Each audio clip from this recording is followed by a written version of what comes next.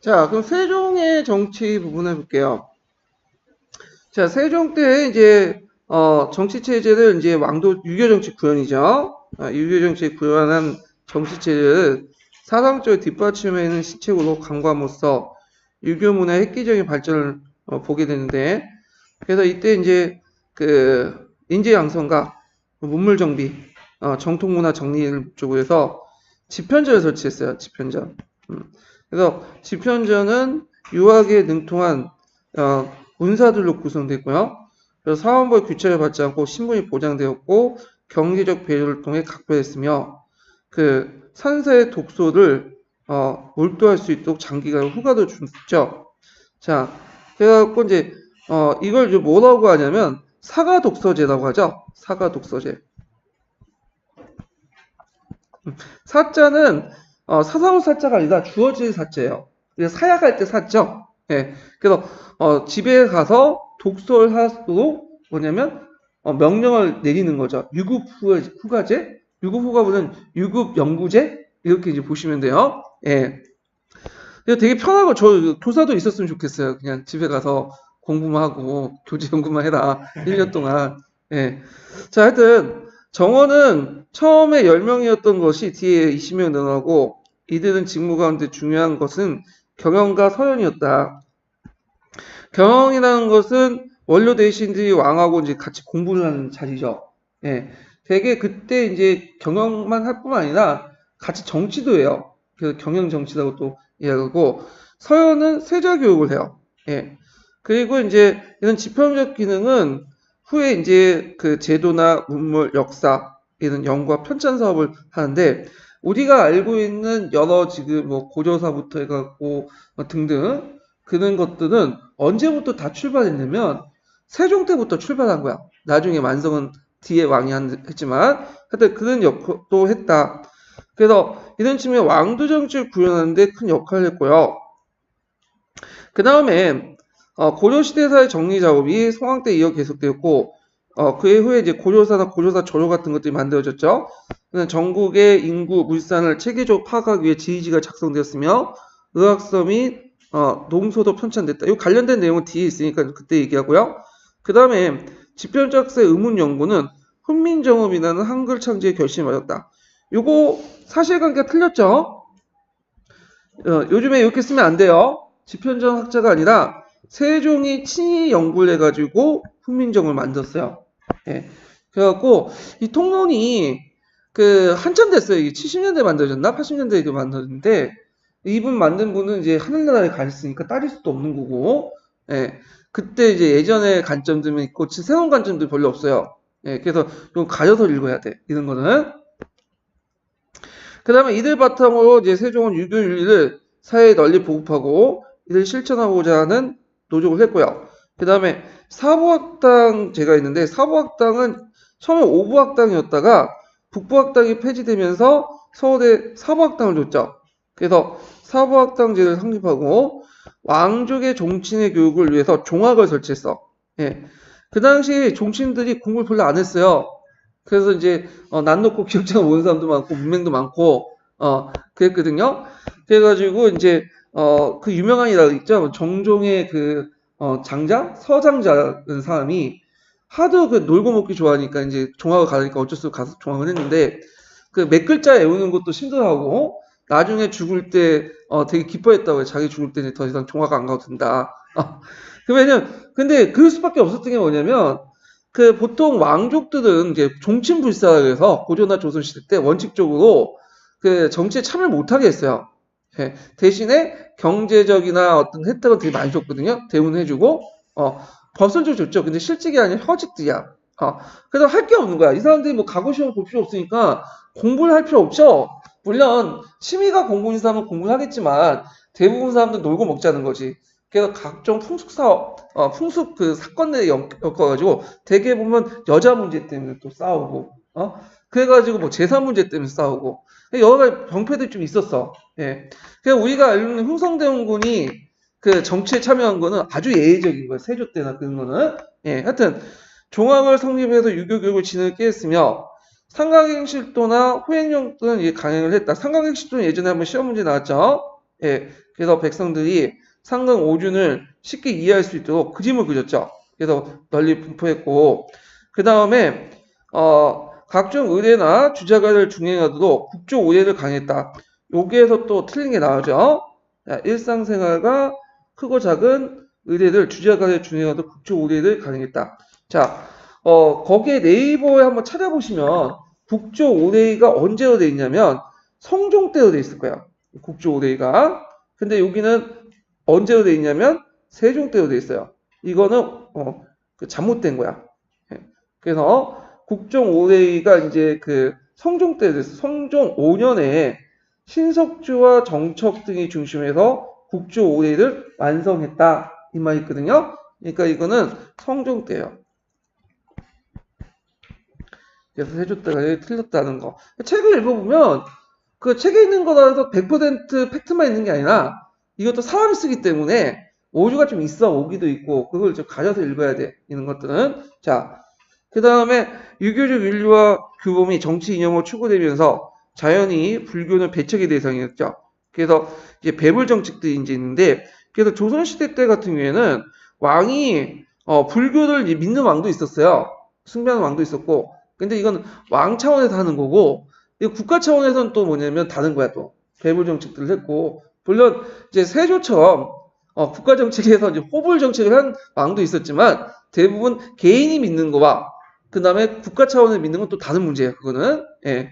자, 그래서 이제 이런 것도 있는데 그 대표적인 예를 보면 태조 때 도첩제를 실시했죠. 예. 도첩제라는 것은 왕이 뭐냐면 그러니까 국가가 승려가 될 수 있도록 뭐냐면 허가를 해주는 제도예요. 그래서 그거에 대한 이제 뭐냐면 첩지를 주고, 근데 도첩제를 처음 실시한 왕은 태조가 아니에요. 고려 때도 도첩제 있어요. 예. 왜냐면 고려도 숭벌국가지만 그 승려가 많이 늘어나면 골치 아프거든요. 면생 면역 특권 늘어나고, 그러니까 통제할 필요가 있기 때문에 그걸 이제 실시했는데 이걸 조선이 이제 배불 정책이라도 이제 더 강화했다 이렇게 보시면 돼요. 자, 그래서 이제 태조 때 그 승려를 줄이고 종래 사원제를 부여했다. 면세 혜택을 폐지했다. 그렇지만 태조 자신은 불교 상당히 숭배했던 사람이에요. 이 사람은. 그리고 태종에 와서는 대대적으로 사원 정리했는데 이 사람은 불교를 되게 싫어했어. 그래가지고 각 종파불교 사원, 사원전, 노비 그리고 승려수를 법적으로 재현했고, 근데 사원전이 있었다는 게 놀랍죠. 그래서 왕실 사찰도 있기 때문에 사원전은 뭐 고려시대보다는 적었지만 존재하고 있었고, 세종 때 이거 예전에 시험문제 나왔죠. 각 종파로 성교 양족을 병합하여서 사원이 가지고 있던 막대한 토지와 노비를 몰수했다. 그래서 이로써 국가 권력이 밀접됐던 지배세력 하나였던 사원이나 승려 처지가 현저히 약화됐다. 이렇게 보시면 돼요. 개인적으로 세종도 불교를 되게 좋아했어요. 처음에는 예사람도 이제 별로 안 좋아했는데 이 세종 말년에 이 세종이 이제 뭐 걸어다니는 그 뭐냐면 종합병원처럼 막 각종 질병에 걸리고, 그 다음에 또 말년에 자기 뭐 딸도 죽고 그래요. 그러다 보니까 그 안에 내불당도 만들고 그러거든요. 예. 그래서 이제 사람이 뭐냐면 약간 이제 정서적으로나 심리적으로 위축되거나 약할 때 불교에 찾는 건 어쩔 수 없는 것 같아. 하여튼 자, 불교나 사원의 승려의 존재가 완전히 소멸된 건 아니었다. 불교가 종교적 기능이 계속 있었죠. 예. 그게 완전히 말살될 수 없고, 성리학이 종교적 기능이 없어요. 내세 문제를 얘기하지 못하나. 그러다 보니까 현실적으로 완전히 배격하기 어려웠고, 그리고 그 당시 조선시대 때 불교를 누가 많이 믿었냐면, 그 당시 그 여자들이 많이 믿었어요. 여자들이. 그래서 불교를 완전히 폐지하지 못했던 거 뭐냐면, 왕비나 대왕대비, 왕대비, 뭐, 주변의 왕실 여자분들이 불교를 다 숭배했기 때문에, 폐지까지 못했어. 그거는 완전하게 놔뒀던 거죠. 그건 무격신앙도 마찬가지죠. 아무리 비난을 해도 그 기능이 계속 남아있잖아. 그러니까 이제 폐지 못했던 거죠. 이거는. 자, 그래서 이제 그 말년에 태조나 세종이 숭고했을 때도 막 비판했지만 거기까지는 어쩔 수 없었던 거예요. 개인적인 믿는 차원에서. 예. 자, 이와 같은 조선의 불교는 왕시가 연결 속에서 종속되어 갔지만 억굴숭의 국가적 시책은 결국 불교에 하여금 쇠퇴의 길을 걷도록 했고, 그 다음에 태조, 세종에 거쳐서 세조 때 말년에 원각사를 쓰고, 원각사. 태조는 상당히 호불 군주죠. 이 사람은. 그래서 자신은 이제 일종의 뭐냐면 부처의 모습으로 통치됐죠. 그래서 이제 왜 그러냐면 왕족불사성을 통치했는데 이 사람 입장에서 즉위하는 가지고 성리학적 가치가 전혀 없어. 그러니까 성량을 내세우면 자기가 비판을 받으니까 개인적인 차원에서 불교를 좋아했지만 또 이런 측면에서 정치 차원에서 또 불교를 강조했어. 그래서 불교를 비난하는 대신들 잡아다 막 처형을 시키고 그랬어요, 이 사람은. 그래서 이 사람은 원각사를 짓고 원각사 검색을 해보시면 뭐가 나오냐면 그게 나오더라고. 구한말 때 만든 서양식 그 최초의 서양식 극장 이렇게 검색하면 안 나오고요. 원각사지라고 적어야 돼요. 원각사지. 그 원각사를 만들었지만 나중에 연산군 증송자인가 하여튼 그때 뭐냐면 불타 없었죠. 예. 그리고 지금 이제 원각 사지만 있어요. 거기에다가 이제 그 원각 사지 10층 석탑을 만들죠. 예. 각종 불서를 언해를 냈어. 언해. 불교를 숭배를 했고요.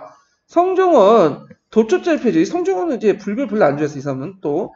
그래서 도초자를 폐지했다는 건 뭐냐면 아예 승려 자체를 그냥 되는 걸 막아버렸다는 거야. 근데 이게 돼요? 안 되죠. 뭐냐면 사찰이 나와 있고 승려가 있고 그걸 믿는 사람들이 계속 있는데 도처째 폐지한다고 해서 그게 되는 게 아니죠. 예, 하여튼 그걸 폐지했고 그 다음에 중종 때는 승가를 폐지했으니 이로써 국가의 불교의 공적인 관계는 승가는 명종 때 다시 부활했는데 약간 예전에 있었나 봐요. 예, 근데 이거 폐지하고 명종 때 문정왕후가 뭐냐면 다시 승가를 부활시켰어. 그래서 저도 승가는 문정왕후 때만 있는 줄 알았더니 기록을 보니까 승가가 좀 있긴 있었다고. 네. 그래서 이제 문정왕후가 호부를 해가지고 다시 이제 뭐냐면 승가 다시 부활시키고 또 뭐냐면 보호라는 승려들 와가지고 국사 세우고 요때 보호는 고려만의 보호가 아니에요. 예. 그래서 하여튼 이 당시에 이제 뭐냐면 물론 문정왕후가 죽고 나면 이제 다시 도망 타볼됐지만 자 불교는 더 이상 정치적 사회적 기능을 못하고 다만 부녀자 사이에 그 한류를 모색했다. 그래가지고 이제 그 사찰에 가보면 이제 부녀자들 이제 여자들 보면 보살님이잖아요. 네. 보살이라는 의미는 원래 여자를 의미하는 게 아니에요. 이거는 부처가 돼도 불구하고 깨달음을 얻어가고 열반에 들지 않고 계속 남아있는 사람들 보살이라 하는데 이때 왜 보살 그러냐면 부녀자들이 해갖고 돈도 바치고 시주도 하고 그래서 불교를 계속 이끌었기 때문에 그 보살님을 부른 거야. 그래서 그때 많이 시주했던 사람들이 보면 왕비, 그 다음에 이제 대왕대비, 각종 빈들, 그 다음에 그 당시에 조선정기 같은 여자도 재산을 마음대로 처분할 수 있잖아요. 양반집 부자들, 그러니까 부녀자들. 그런 사람들이 이제 뭐냐면 많이 신뢰했기 때문에 계속 유지가 됐던 거죠. 자, 그 다음에 이제 거기에 보면 이제 의정부 서사제 육조직계제 내용이 쭉 있어요. 그래갖고 이제 세종 때 들어가면 그 세종 때 육조직계제가 실시했죠. 근데 다시 육조직계제가 폐지돼요. 그래서 무슨 의정부 서사제가 실시되죠. 의정부 서사제는 의정부에서 일을 처리한다는 거죠. 서사가. 그래서 육조직계제에서 왜 의정부 서사제를 했냐? 그래서 요게 중심들의 권한을 강화시켰다 이렇게 했는데 자 요거는 좀 약간 뒷사정을 좀 볼 필요가 있어. 왜냐면 그 당시 세종 18년이면 왕이 건강이 별로 안 좋을 때야. 그리고 그래서 왕은 이제 건강이 안 좋으니까 대신들이 그걸 좀 분할시킬 필요가 있었던 거야. 요 뒤에 나중에 좀 뒤에지만 문종 때 대의청청을 했었죠. 그래서 그 예비 작업이다 보시면 돼요. 문종한테 너무 일을 많이 맡기면 또 아비 입장에서는 좀 그러니까 일단은 그 많은 일을 의정부 서사제를 맡기고 그 후에 좀 뒤에 문종에게 넘기고 그리고 자기는 좀 실록을 했어. 그래서 이제 그때 만들어진 게 훈민정음이고 그리고 그 당시에는 세종이 자신감이 좀 있었던 것 같아. 왕권에 대해서. 왜냐면 지편전하고 그 다음에 승정원 있죠? 이걸 바탕으로 왕권을 이제 바탕으로 해서 의정부라는 신권을 대변하는 기관을 해갖고 왕권과 신권을 조화를 깨할 수 있었다. 그런 측면에서 이제 뭐냐면 의정부 서사제를 실시한 거예요. 여기는. 그래서 신권의 약한 측면에서 볼 수는 없어요. 신권의 강한 측면에서 볼 수는 없어요. 이거는요. 예. 뒤에 이제 중종 때 의정부 서사제도는 이제 실시는 뭐죠? 이건 신권의 강화. 이렇게 볼 수 있죠. 중종방정 직후니까. 그때 뭐 중종은 그리하시오. 이것밖에 못했잖아요. 그 당시에는. 자, 그 다음에 지편전학사 중심으로 해서 유신드는 정치 진출은 세종 후년에 지편전이 원래 학문적 기관인데 간쟁기구, 정치기구 변모하게 되는데 특히 이제 지편전 학자들이 뒤에 세종이 죽고 나서 문종 단종 때 들어오면서 이제 완전히 뭐냐 정치기구가 되는 경향이 많았어요. 근데 주의할 것은 집현전학자가 정치기구가 바뀌었다고 해서 이게 신권 강화로 해석하면 안 돼요. 이걸 이제 오해하시는 분이 있는데 그 뒤에 세조가 집현전을 폐지시켰잖아.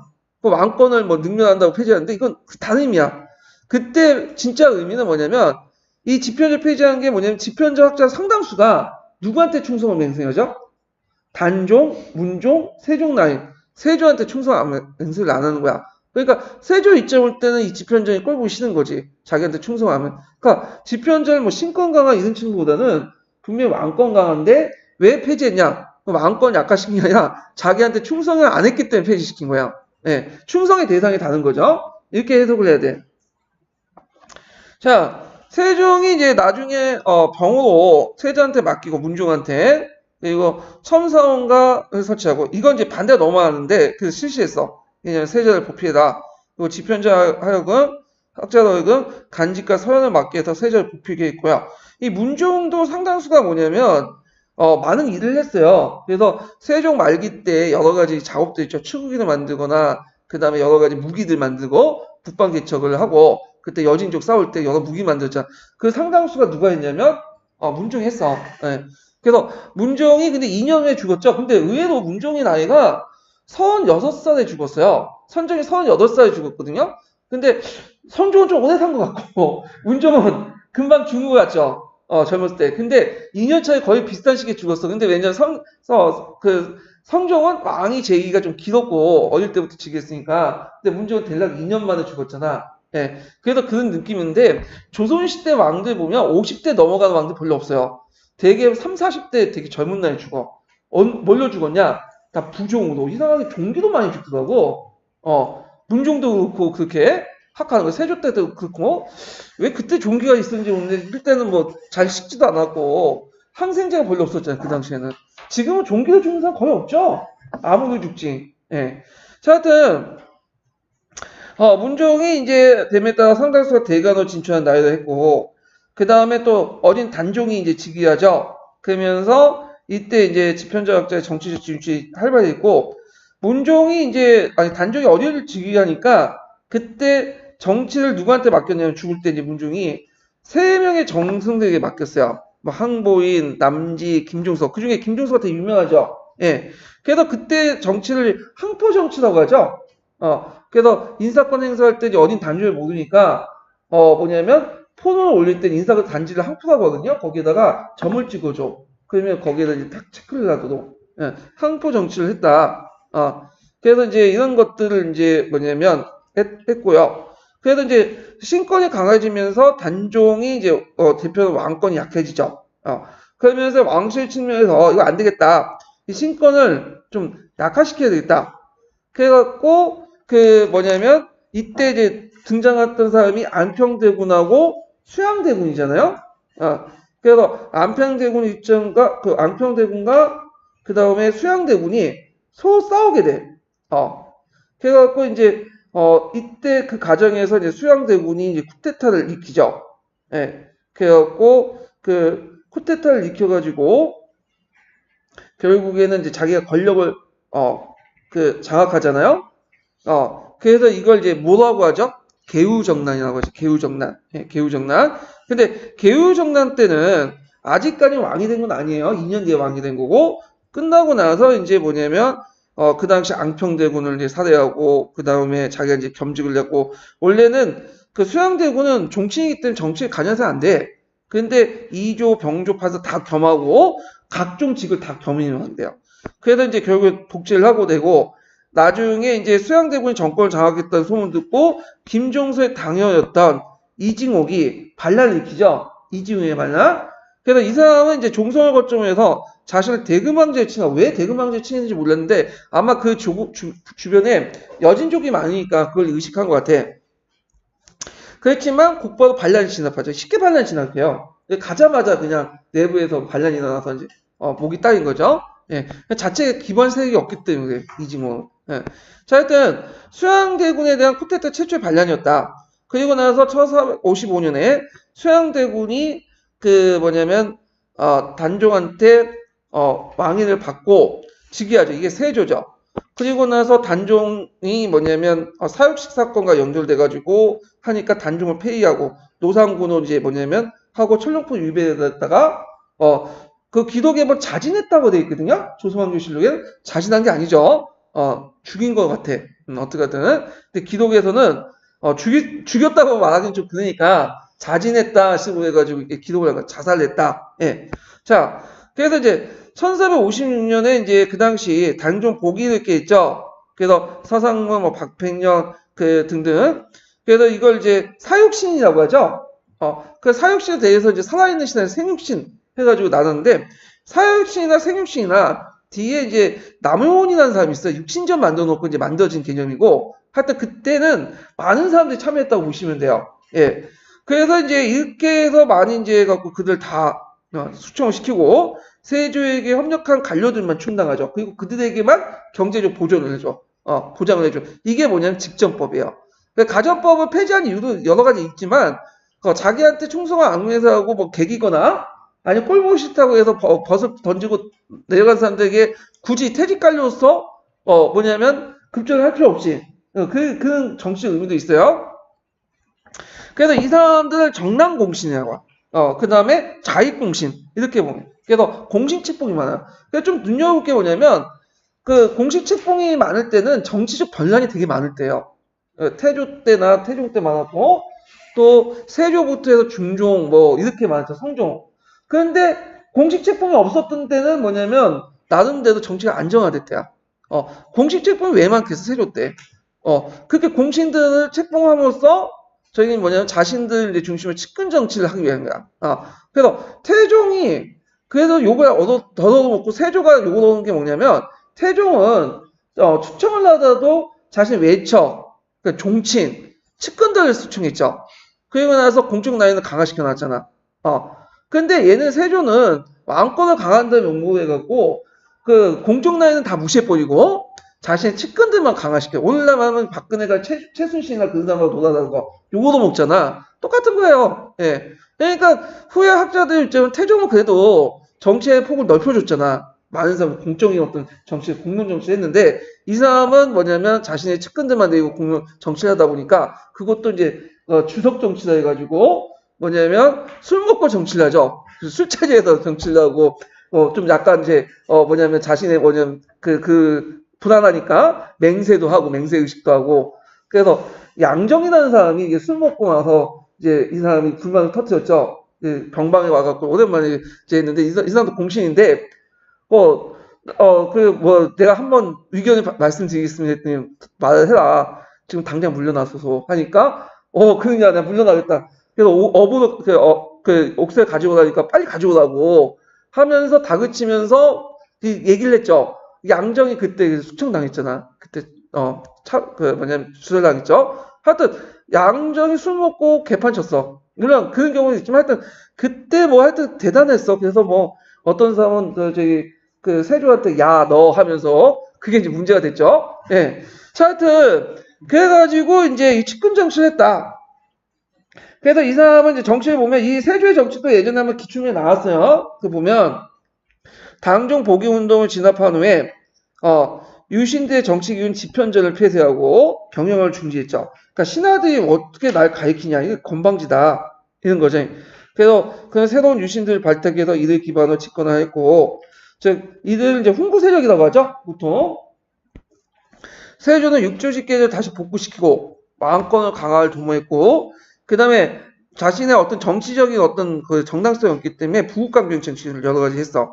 그래서 농동주의에서 건농 정책을 했고 그 다음에 군사력을 강화시켜서 오이제, 보법 이런 것들을 실시했죠. 그 다음에 오이제 보법 같은 경우에는 이제 되게 중요한 거니까 이거 나중에 군역제도 할 때 이제 더 얘기를 해보고 그 다음에 또 가정법 폐지하고 직접법 실시하고 네. 그리고 그래서 이 직접법 실시하면서 양반 지배층과 토지 점유 관계 그러니까 수조 전주 전국제의 관계를 제도 폐지했다. 그 다음에 이제 그 폐지한 것보다 좀 완화시켰다고 하는 게 낫겠죠. 아직까지 좀 계속 갔으니까. 자, 그래서 이제 있고, 그 다음에 이 지점을 기반으로 성종 때 관료와 직접적인 수조권을 폐지함으로써 우리의 나라의 정통적인 토지 분급제가 사실은 소홀됐다. 요건 좀 그래요. 왜냐면 이게 성종초에 관료에게 직접적 수조권 권한을 폐지한 건 마치 직접법처럼 얘기하는데 이거는 아니고 간수 간급제를 얘기할 거죠. 예, 토지제도가 아닌 징수제도고 물론 간수 간급제 의미는 푸셈에서 살펴본 것처럼 실질적으로 뭐했죠? 이제 녹봉화된 거죠. 그렇지만 제도적으로 이게 유명무실한 거는 명종 이후 때야. 명종 이후 때야. 그래서 요거는 좀 약간 사실관계에서 약간 좀 어폐가 있는 것 같아요. 이거는요. 예. 그 다음에 세조의 집권정치 가운데 제일 중요한 보법인데 군역제도의 평준화 볼 수 있죠. 그래서 보법은 국영의 평준화를 통해서 국방력의 강화를 하려고 했고 그 예전에 얘기했죠. 직정법은 관리대 경제적으로 약화시키는 대신에 국가제적으로 강화할 목적이 있다. 자, 이런 세조의 부국강경정책은 기득권에 침해받은 중앙관료와 지방세에 불만을 하는데 이때 이제 일어난 난이 그 한경도에서는 이시의 난이야. 이시에는 이제 한경도 토죠. 그래서 그 당시 중앙집권화 정책을 보는데 이제 두 가지를 볼 수 있어요. 여기는 구체가 안 나왔지만, 자, 일단은 토간제도를 폐지했죠. 그래서 중앙에서 관리를 파견해 가죠. 예전에는 이제 수령이나 이런 사람들은 토관을 임명했어요. 학업 수령들을. 근데 이제 관리를 파견했고, 주로 관리들은 순척 세력들과 연결되는 사람들이에요. 그 다음에 두 번째는 아까 호패법 실시 있죠. 보법을 실시하려면 이제 군역자원을 파악할 필요가 있잖아요. 그래서 그 전에 호패법을 실시했는데 그거에 대한 이제 뭐냐면 불만 이런 것들이 이제 겹쳐서 결국에 유황소를 중심으로 해갖고 일어났어. 이게 뭐냐면 상당히 오래됐어요. 오래 지속도 됐는데 그 뭐냐 이시해가 이지훈과 달리 토착적 기반을 가지고 있었기 때문에요.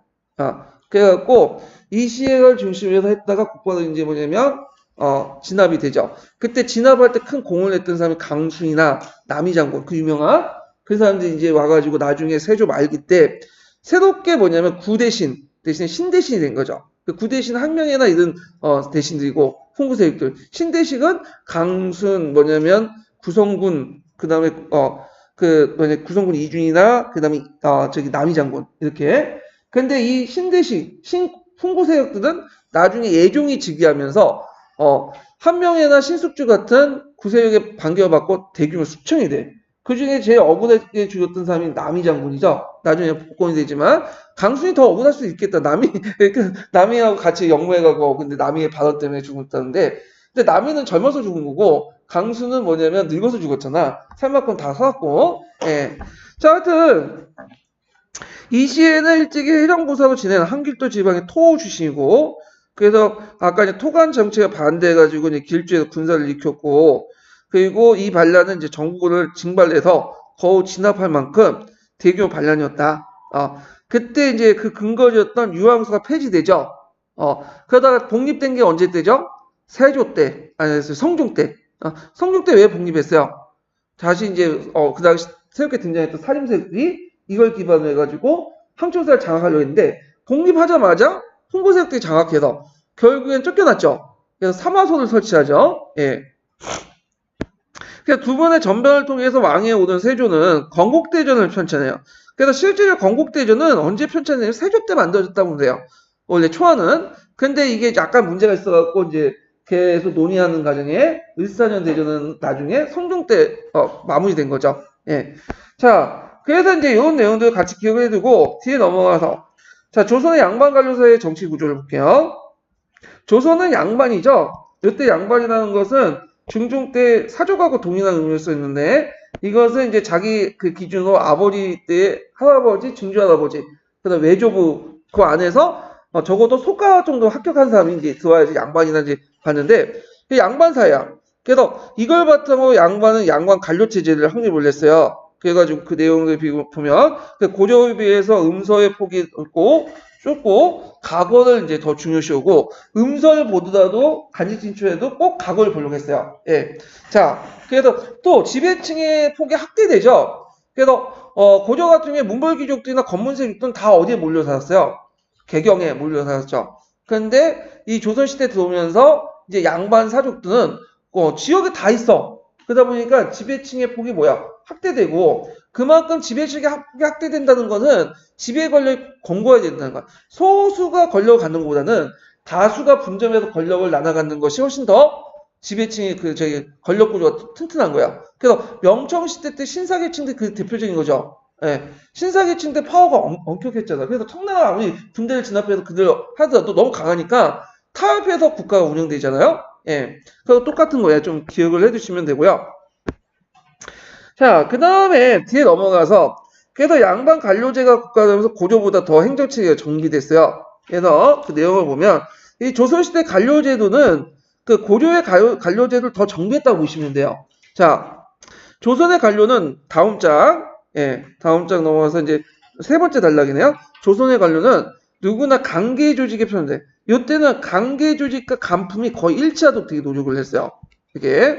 자, 그때 관료의 품계는 정 1품부터 종 9품까지 18대 등급이 있고, 그 다음에 6품 이상은 각 등급마다 다시 상하로 나누죠. 그러니까 종 몇 품, 정 몇 품, 이렇게 종품, 정품. 그 다음에 거기에 이제 6품 이상은 상하, 또 상하, 이런 식으로 해갖고 총 30개의 계서가 있어. 그리고 이제 거기에서 크게 나누는 기준이 이제 볼 수 있는 게 뭐냐면, 당상관하고 당하관이에요. 당상관, 당하관. 그 기준이 뭐냐? 자, 여기 보면 그 정상품 상위 이상을 당상관이 나오고요. 그래갖고 되게 이제 품계직으로서, 예, 품계로서 이제 그 문관은 통정대부, 그 다음에 그 무관은 절충장군. 이건 간직이 아니라 품계 직명이에요. 예, 품간 직명이죠. 그 다음에 이걸 당상, 하위를 이제 뭐냐면 당하, 이렇게 있고, 그냥 당하도 6품 이상은 참상, 10품 이하는 참하, 이렇게 나눴죠. 예, 그래서 당상관은 각 부의 수장이야. 그냥 각 부의 수장들은, 각 관청의 수장은 기본적으로 당상관이에요. 근데 모든 사람들이 당상관에 임명할 수 없잖아. 그 월급 많이 줘야 되니까. 그러니까 대개 보면 좀 약간 격이 떨어지는 그 간직은 좀 뭐냐면 당상관을 겸직을 해. 그 제조제라고 하죠. 예. 그래서 실질적인 것은 그 밑에 있는 간직들이 이제 뭐냐면 실권을 갖고 있는 거고. 예. 그 다음에 이제 당상관이고, 그 다음에 참상관은 회의에 참여할 수 있어. 발언권 없어도. 예. 그건 그렇게 나눴고, 이 가운데 당상관이 아마 중심으로서 주요 정책을 결정하고 관찰사가 될 수 있으며, 참상관 이상은 목민관 수정을 한다. 그러니까 모든 수정은 목민관은 참상관 이상이야. 왜 참상관을 이렇게 뒀냐면 고려시대 때는 관리 등급이 좀 낮았어요. 수정 등급이. 그러다 보니까 토호들이 무시하는 거야. 이게 조선 초기 때까지도 계속 남아있었죠. 그 토호들이 유황술을 내기도 해갖고 수정도 오면 무시를 해버려. 그래서 전설의 고향을 보면 수정들이 귀신에 많이 죽죠. 막 귀신에 홀려갖고 죽고. 그 누구한테 죽었냐면 귀신에 홀려서 죽는 게 아니라 되게 그 지방 토호들이 잡아서 죽인 거야. 그래놓고 보고는 어떻게 돼요? 귀신이 홀려가지고 죽었다. 그래서 전설의 고향이 그 맨날 나오는 게 그 얘기인데, 자, 하여튼, 그러니까 이제 권한을 높이려면 좀 약간 직급을 높여줘야 될 거 아니야. 그 참상관을 주로 했다. 그래서 이제 있고, 당상관은 주요 간사의 책임자가 되는 것은 물론이고, 그 각종 잡당 가창의 장도 제조라는 이름으로 겸직질을 했죠. 그래서 이제 있고, 그래서 이제 이것은 정치 권력, 고급 권력 집중시키는 데서 나온 제도다. 그렇지만 이게 또 주의할 건 뭐냐면 조선은 고관들, 대관들에게 권력을 집중했지만, 그 다음에 또 하위직 관료들에게 여러 또 권한을 줬어요. 특히 3사. 그래서 그 상위직 관료, 대관들과 하위직 관료들, 이런 3사를 중심한 그래서 서로 견제와 균형을 이루었어. 그래서 이런 것들이 정치의 특징, 시스템 특징이에요. 자, 모든 간직에 그에 해당하는 관계가 정해져 있고, 그래서 이걸 맞추기 위해서 행수제를 실시했다. 예전에 한번 얘기했죠? 참조를 해주시고, 행수제 그 밑에 있는 내용이고요. 자, 그 다음 양반 관료체제 특징을 보면, 양반의 신분을 세습됐고, 결혼도 그들 나이에서 했고, 거주지역도 남촌, 북촌, 이렇게 해서 반촌? 이렇게 했어. 근데 이거 주의할 게 뭐냐면, 모든 거주지역이 양반만 이제 다 모여 사는 거 아니에요. 예. 그래서 이제 양반촌에서 반촌도 있지만, 뭐냐면, 또 홍관 사람들이 더 많았어요. 예, 그 하나의 이제 특징을 얘기한 거고. 자, 그 다음에 뒤에 넘어가서 조선시대 때 또 그것은 또 대가제라는 게 있어. 정근대 시대에는 음서와 대가. 음서 여러분들 알다시피 이제 자기 아버지가 지위가 있으면 이게 물려받는 걸 음서라고 하죠. 문음제가 이제 주요 내용이고, 2품 이상이면 받는 거죠. 고조시대 5품보다 더 이제 높아갖고 대가라는 건 뭐냐면 이게 이제 왕이 뭐 국가일이나 그다음 경사일이나 그다음 술자리에서 기분 좋아가지고 품계를 높여주는 경우가 있거든요. 그걸 자기 품계를 높이는 게 아니라 이걸 받고 남의 품계도 올려줄 수 있어. 그래서 자기 아들이라든지 뭐 조카라든지 이렇게 나눠주는 거야. 품앗이라는 거죠. 예, 이런 대가제 특징이 있다. 지금 기억을 해두시면 되고, 그래서 대가제 그 밑에 있죠. 그래서 조선의 문무 현직자가 가산 더 받는 건데 이걸 이제 뭐냐면 나눠주는 별가된 품계를 그 다음에 그 서질, 그러니까 조카나 아들이나 동생이나 사이나 이렇게 나눠줄 수 있는 이런 대가제가 있었다. 이렇게 기억을 해두시면 돼요. 자, 그래서 이런 내용들. 그래서 이 대가를 잘 활용했던 사람은 연산군이에요. 연산군은 기분파죠. 그래서 자기한테 별로 안 좋은 사람은 다 죽여버리고 벌것도 아닌 거 가지고, 그리고 벌것도 아닌 거 가지고 기분 좋으면 뭐야? 그냥 막 품계를 높여주고, 그것 때문에 이제 뭐냐면 말들이 많았는데, 자, 근데 같은 양반이라도 그 안에 차별이 있었어. 정치와 군사의 분리. 그래서 군사의 정치의 종속 오는데 무반보다는 문반이 하에 있었고, 아니 무반은 문반보다 하에 있었고, 또 양반각의 지속적 유지하에서 서울 출신은 또 뭐냐면 차별을 뒀죠. 그래서 이미 태종 때부터 정종 때야, 아니, 정종 때부터 서울 차대법을 실시했어. 서자와 얼자들, 그러니까 서자하고 적자를 구분시키죠. 그럼 왜 그러냐면 이거는 좀 정치적인 측면도 있어요. 왜냐면 그 당시 그 1차 왕자회란이 일어나고 나서 그 아까 얘기처럼 그 당시 서자가 왕이 된다. 어떻게 방석이 왕이 된다. 근데 방석은 서자가 아니에요. 계비 출신이기 때문에 이건 적자인데 이건 두 번째 그 계비는 이제 일종의 처범이고 그러니까 얘가 적자가 된 거지. 아니, 서자가 된 거지. 그래서 적자가 왕이 된다. 원칙 아래 누가 된 거야? 정죽이 됐는데 정종은 그 왕비 그 사이에 적자가 없어. 다 서자야. 20명이 넘는 아들들, 딸도 있는데, 다 서자기 때문에, 이제 왕 후보가 없는 거죠. 그러다 보니까 이제 어쩔 수 없이 누가 된 거야? 이방원이 됐다. 이런 논리를 좀 마련하기 위해서, 서자, 적자를 차별시켰어. 중국 관례도 이제 받아들이고, 예전에 고조시대는 그런 게 없었죠? 그래서 하여튼, 이렇게 이제 차별을 했고, 그 다음에 강계 진출에도 한계가 있었죠. 이게 한풍 소용이죠. 과거 시험을 못 보게 하고, 그 다음에, 그러니까 문무과를 못 보게 하고, 간지가 오르더라도 한계가 있는 그런 것도 있고, 이것이 나중에 뭐에 명시화되죠? 건국대전, 그 성종 때 이런 것들 이제 서울 공국부 명시되죠. 자, 그래도 있고, 그 토강과 향리는 정 5품, 그 다음에 서림이 기타는 정 7품, 한풍대에서 소용됐다. 양반만이 정일품에 이제 올 수 있고요. 그리고 양반도 지역적 차별이 심해서 평안도 한경도 출신은 또 고관에 등용하기 좀 힘들었어요. 그리고 이제 이런 것도 있고요. 그 다음에 그 밑에 이제 간직도 기술간직이 천시됐고, 그렇기 때문에 세습이 됐고, 그 다음에 실무적 직업도 이제 주로 맞지도 않고, 그러면서 이들은 이제 중인 직업으로 해서 구별화되기 시작하죠.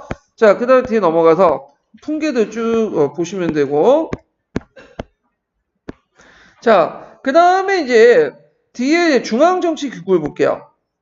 자, 이 중앙정치기구는 조선 초기 때 기준을 보는 게 아니라 성종 때 기준한 거야. 성종 때. 성종 때 이제 보통 이제 중앙정치, 지방정치기구가 완비됐잖아요. 그래서 이게 건국대전 기준해가지고 보는데, 자, 건국대전 기준 볼 때 이제 문관과 무관으로 이렇게 나누죠. 동반, 서반. 네. 그리고 의정부 정치기구, 의정부와 육조를 기본하고요. 의정부는 영의정, 자의정, 우의정, 합작기구로서 백관과 서무를 총괄하고 육조는 이호, 예병효, 공이에요. 예. 그래서 예전엔 부였는데 고조시대 때는 조죠. 부는 황제의 국가고 조는 뭐죠? 제후의 국가이기 때문에요.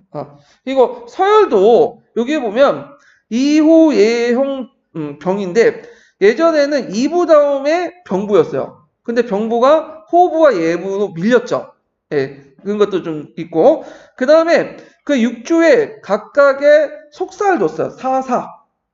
그래서 사사가 뭐예요? 24. 그리고 그 밑에 협력 그 간청으로서, 협력 예하 간청으로서 암을 뒀죠. 소감은. 그래서 육조, 속사, 소가문 체제가 형성이 되죠. 자, 그래서 이제 이런 내용도 있고, 그 다음에 이제 그 밑에 그 왕명출납을 기능하는 승정원, 그래서 승정원이 이제 그 비서기관 역할이고, 거기에 제일 높은 사람들이 도승지예요. 그 육승지가 있죠. 예. 그 다음에 이제 국가의 비서기관 이렇게 있고 역할을 했고, 그 다음에 이제 국왕이나 어리거나 그 다음에 병이 났을 때 원인과 신인 대신이 여기 했던 원상제도가 있어. 원상제도. 예, 원상제도. 원상제도 언제 시시해? 세조 때 시시해. 세조가 말년에 피부병 때 거의 죽었거든요. 거의 죽으려고 하니까 이제 중요한 업무는 원상제에 맡겼어. 그런데 그 뒤에 성종이 즉위하면서 이제 뭐냐면 또 어린왕이 즉위하니까 원상제도가 있던 거죠. 그래서 성종가 이제 성례대로 폐지되고 이제 그거부터 원상제도는 있긴 있지만 유명무실화 돼요. 그때 이제 잠깐 왕이 이제 죽고 새왕이 등장할 때 가도기 때 약간 원상이라는 사람이 와가지고 하는 제도냐 이런 제도를 뒀다 이렇게 보시면 돼요. 자, 그 다음에 그 밑에 이제 여러 간직들이 이제 특징들이 쭉 나와 있고 사원부, 사관원, 홍문안관이 있죠. 그래서 이제 사원부는 시정을 득실히 논하고 백관을 규칙하는 거고 그 다음에 그의 신분의 경력도 조사해서 서경권을 갖고 있고요. 이거는 이제 사관원도 마찬가지고 사관은 간쟁과 논박하는 기구야. 그래서 사원과 사관을 합쳐서 대관이라고 하죠. 예. 그리고 여기에서 이제 또 하나 더 추가된 것이 나중에 홍문관이죠. 홍문관. 자, 그래서 이제 이런 내용들. 자, 그 다음 뒤에 넘어가서 홍문관은 경정을 모아서 정보를 토론하고 문학을 담당하고 왕의 고문 역할을 담당했는데 이 홍문관은 언제 만들어졌냐면 그 성종 때 만들었어요. 그래서 성종 그 전에는 이제 집현관이 그런 역할을 했는데 집현전은 국법 폐지되죠. 세조가 등장하거나. 그 세조 때 예문관이 만들어졌다가 예문관이 이제 대신 있고 그 다음에 그 집현전과 비슷한 홍문관을 둔 거야. 예, 이런 것들. 자, 사법기구로서 일반 범죄를 다루는 사원부, 형조와 서울의 치안을 담당하는 한성부, 이걸 삼법사라고 해요. 그래서 그 조선시대 때의 그 사법기구의 특징이 뭐냐면 지금처럼 행정기구와 사법기구가 꼭 일치된 게 아니야. 아니야. 그 지금처럼 분리된 게 아니에요. 예, 분리된 게 아니고 그 당시에는 거의 일치되는 성격이 있어요. 그러니까 행정 군수나 행정을 담당하는 역할, 사법 역할도 같이 하고. 근데 특별하게 그 사법기구가 독립적으로 본다면 사원부, 그 다음에 한성부는 엄밀히말은 이제 같이 하지만 사법기구만 한 건 아니에요. 이런 것도 있고 형조 이렇게 볼 수 있고요. 자, 그 다음에 사법기구의 핵심은 의군부죠. 의군부는 저기 이제 고려말 국왕의 근위병 같은 구실을 했던 순군부가 수차례 거쳐서 이제 국왕 직속의 사법기관으로 이제 했던 건데, 그러니까 영국에 말하면 성실청 같은 그 역할을 한 거예요. 근데 의군부는 모든 사건 일반 자법까지 다룬 건 아니고 대형 모반 이렇게 국가의 안위를 이제 하는 거고 있고, 그리고 또 뭐냐면 왕명으로 모반 대형교육 국청을 내요. 예, 임시 특별기구인. 그래서 이 국청을 내서 이제 근데 이 국청을 열면 일단 기본적으로 고문이 가혹하죠. 예, 압수령부터 시작해갖고 막 주의를 트는 거.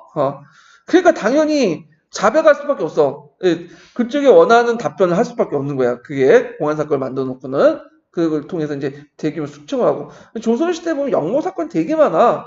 예. 그래서 영모 사건 실질적으로 일어난 영모 사건은 반 정도 되는데 반은 거의 꾸며졌다고 보시면 돼요. 예. 자, 그래서 이제 이렇게 이제 뒀다.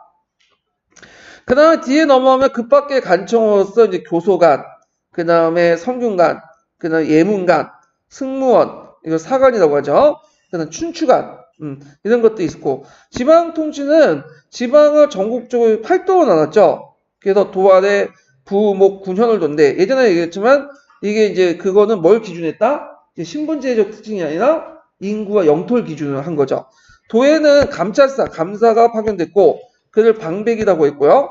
그 다음에, 이들이 이제 여러 가지 이제 자기 관할에 있는 지방관들 통치했고, 그 밑에 있는 부윤, 그 다음에, 목사, 군수, 현력, 이런 사람들 관할했고요. 간찰사는 병권을 가지고 있었고, 지방세력화의 위력 때문에 임기를 보통 1년으로 해요. 예, 1년.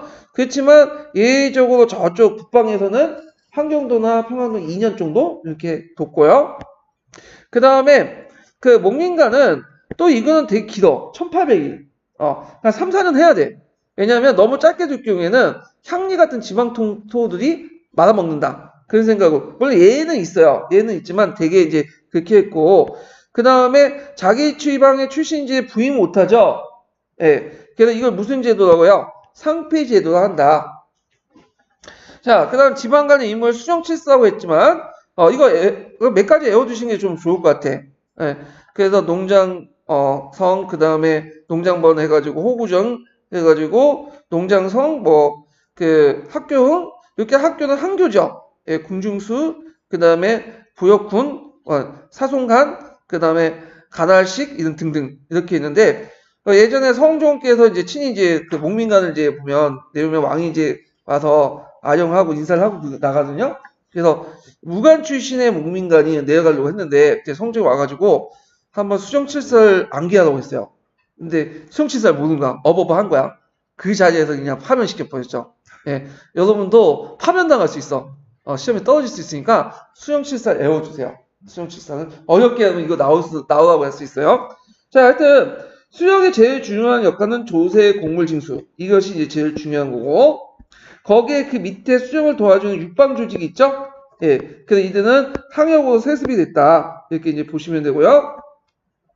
그 다음에 여기까지는 이제 9년까지는 강과 니가 통치하는 거고, 항촌 자치구역이 있어. 면리제가 있어. 면리제. 예. 그래서 면리제는 예전에 얘기한 것처럼 고려기 때 인구가 증가되고 생산력이 향상되니까 국가가 그걸 파악할 필요가 있겠죠. 그리고 종주의 거촌 중심이 아니라 이제 세부적으로 이제 마을이 곳곳에 세워지니까 이게 면리제인데, 이 면리제는 인위적으로 편성한 거야. 그래서 말하자면 편어죠. 선을 그어가지고 방위면으로 편성한 거야. 그러니까 실제로 운영을 잘 안 됐어. 그래서 조선 후기 때 이 면리제를 누구 중심으로? 이제 편호가 아니라 자연총락 중심으로 바뀌었다고 했죠. 자, 하여튼 이런 것도 이제 같이 기억을 해주시면 되고요. 그 다음 뒤에 넘어가서, 자, 그 다음에 뒤에 넘어가서, 그 다음 유황소가 있죠. 유황소. 자, 이 유황소가 예전에 시험문에 나왔어. 기억을 해주세요. 항청사에서 조선 초기 때부터 유황소가 설치돼서 지방자치기구의 기능을 했는데, 유황소는 유황풍간으로 구성된 자수별감들이 항리를 맡아가지고 향품을 바로잡고 악질 항리를 구체화 목적으로 설립됐다.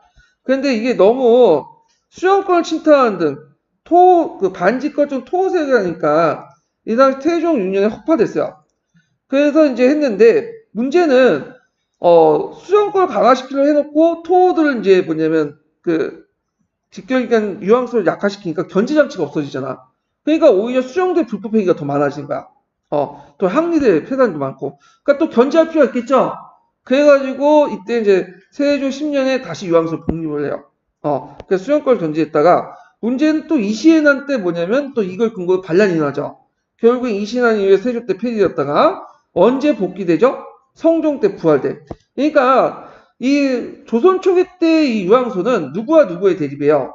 일종의 강권과 지방 토호들의 대립으로 치패를 거듭한 거야. 이게 조선 초기 때 이제 유황소의 대립이고, 조선 중기 때 유황소의 대립은 훈구세력과 사림세력의 대립. 그 다음에 조선기 때 유황소의 대립은 18세기 때 넘어서는 구황과 시황의 대립. 이렇게 이제 세 개 부분을 거쳐갖고 하는데, 하나하나가 다 중요해요. 유황소를 둘러싼 대립이. 이런 것들을 같이 기억을 해주시고. 자, 그래서 이때 유황소는 이제 수령에 의해서 장악된 간주도의 기구로 변질되어 제지세력의 자치적 지위가 하락되었다. 원래는 이제 이게 무슨 말이냐? 자, 요때는 이제 훈구세력들이 장악했다는 거야. 훈구세력들이. 그래서 훈구세력들은 경제소도 장악했죠. 경제소를 통해서 유황소도 장악했죠. 그래서 경제소 유황소 라인을 통해서 수탈 구조를 극대화시켰어. 그 당시. 자, 그거에 대해서 이제 산림대 대응은 사마소를 설치하고, 그 다음에 향약을 보급하려고 했죠. 향약 보급. 이런 거와 연결시켜서 보시면 돼요. 자, 지방에 파견된 수령은 향리를 잘 통솔했을 뿐만 아니라 동시에 그 지방의 양반들의 협조를 받아야 임무 수행이 가능하기 때문에 유황소를 이용하지 않을 수 없었다. 한편 그 밑에도 이제 시험 문제 나왔던 건데, 서울에서 각 지방의 출신의 중앙관리들이 경제소를 만들었죠. 그래서 경제 역할을 보면 해당 지방의 재반사를 주선하고 서울과 지방과 연락을 담당했고요. 그 다음에 경제소의 자수별감은 고려시대 사신간의 후임으로서 자기 항의 유황소를 감독하고 유황소와 경제는 불가분의 관계를 갖고 있다. 그래서 유황소를 분경제수, 그러니까 이제 그 서울에서 나눠진 그 일종의 뭐랄까요? 제2 캠퍼스? 그 정도 본 거죠. 그런데 이제 그래서 이제 그 당시에 유황소의 항임들 누가 임명했냐면 경제소에서 임명했어요. 경제소에서.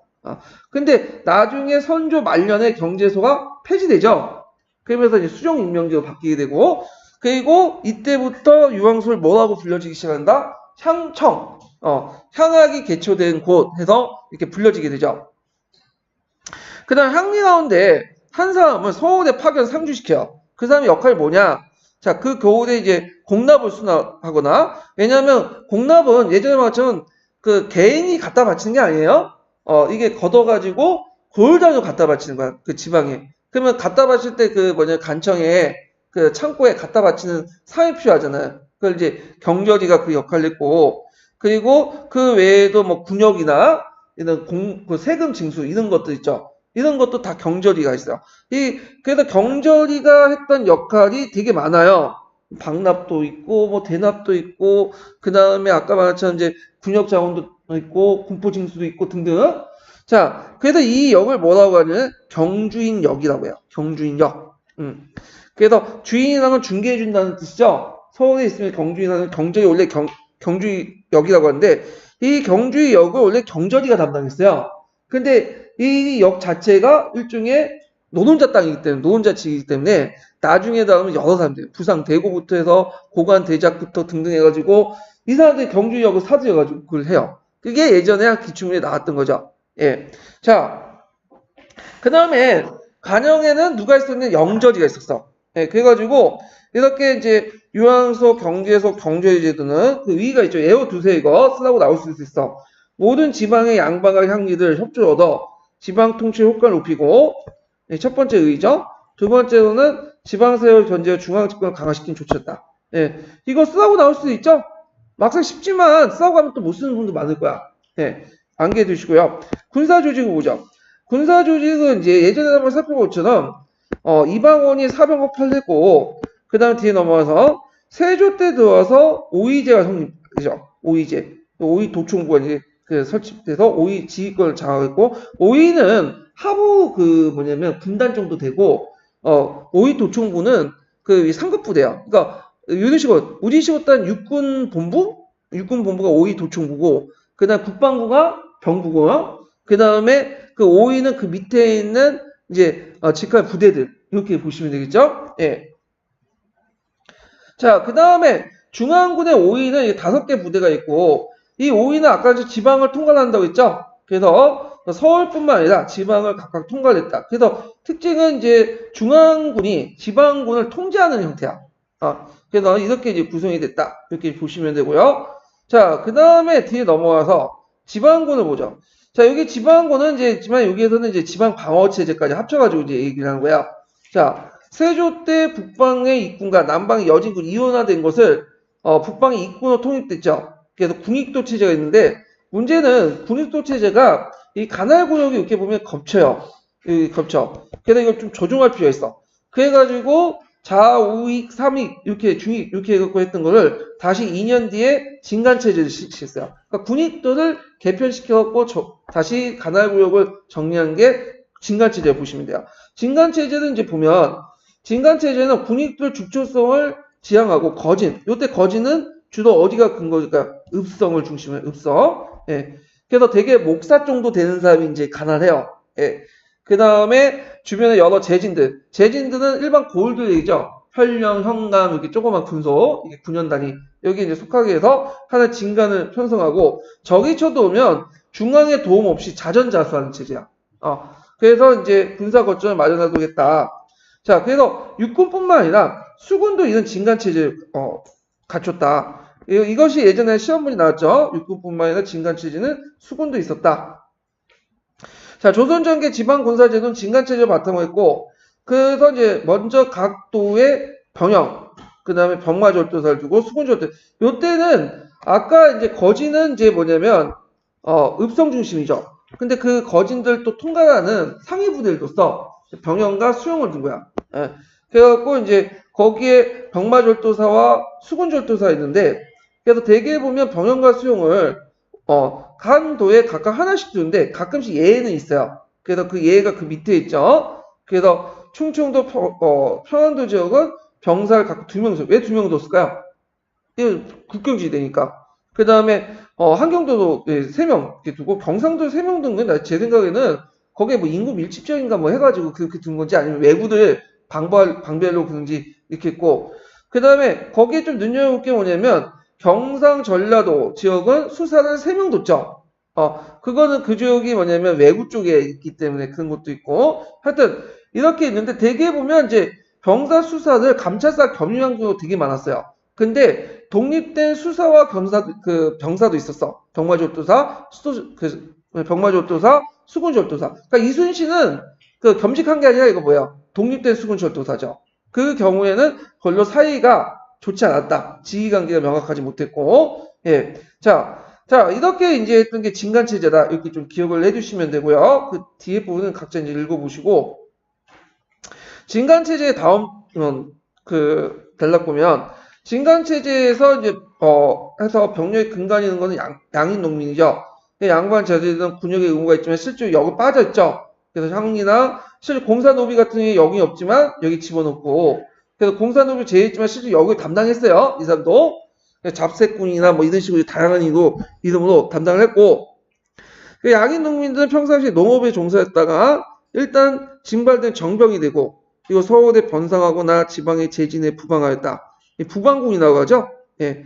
그리고 양인 농민들은 모두가 현역군인 정병으로 징발된 게 아니라 그 중에 2명 정도는 뭐냐면 봉족으로 이제 보인이라고 하는 그래서 이제 있는데 원래 초창기 때는 봉족제를 실시했죠.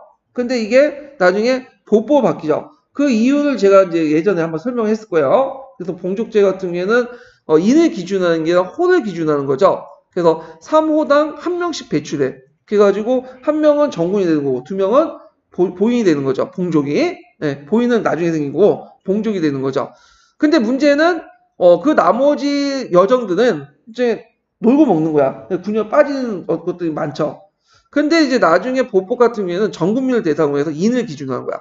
그래서 촘촘하게 뭐냐면 다 주죠. 그래서 일부를 이정을 두고 일부가 정군 1명을 보조해주는 이런 체제죠. 그리고 정군도 이제 뭐냐면 여러 직종도 있잖아요. 그 직종에 따라 봉족수도 보인수도 달리뒀죠. 이런 것들이고 토지와 노비도 계산을 해갖고 또 뭐냐면 군인 1명씩 배출하도록 하고 뭐 등등 이렇게 이제 촘촘하게 뭐냐면 배치해놨다. 그러다 보니까 어떤 문제점이 일어나냐? 요역의 군역화 현상이 나죠. 요역을 동원할 수 있는 대상이 이제 없는 거야. 거기다가 이제 뭐가 문제가 되냐? 자, 농경기 때 사람이 필요한데 다 군대 가고 그러다 보니까 농사 짓는 사람 없잖아. 그러다 보니까 이제 어떻게 되겠어요? 이게 이제 편법이 등장하고 그런 거야. 그래가지고 대가제나 방군수포제 그런 것도 있고 항상 예외가 있는데 우리나라는 예외가 항상 원칙이 되죠. 나중에. 그래서 이것이 원칙이 돼서 군족수포제가 된 거예요. 예. 이런 것들이 이제 여기 쭉 내용이 있어요. 그래서 이렇게 좀 기억을 해주시고 자, 교육제도를 보죠.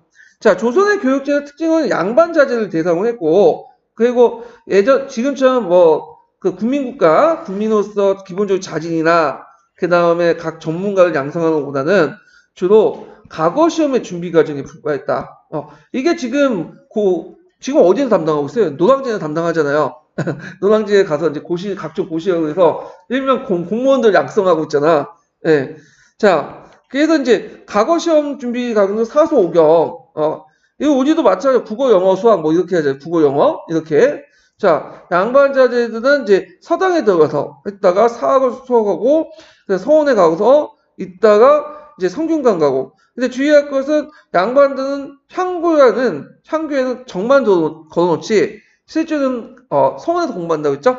향교에 적을 둔 곳은 뭐냐면 일단 과거를 보기 위해서는 향교에 적이 있어야 돼.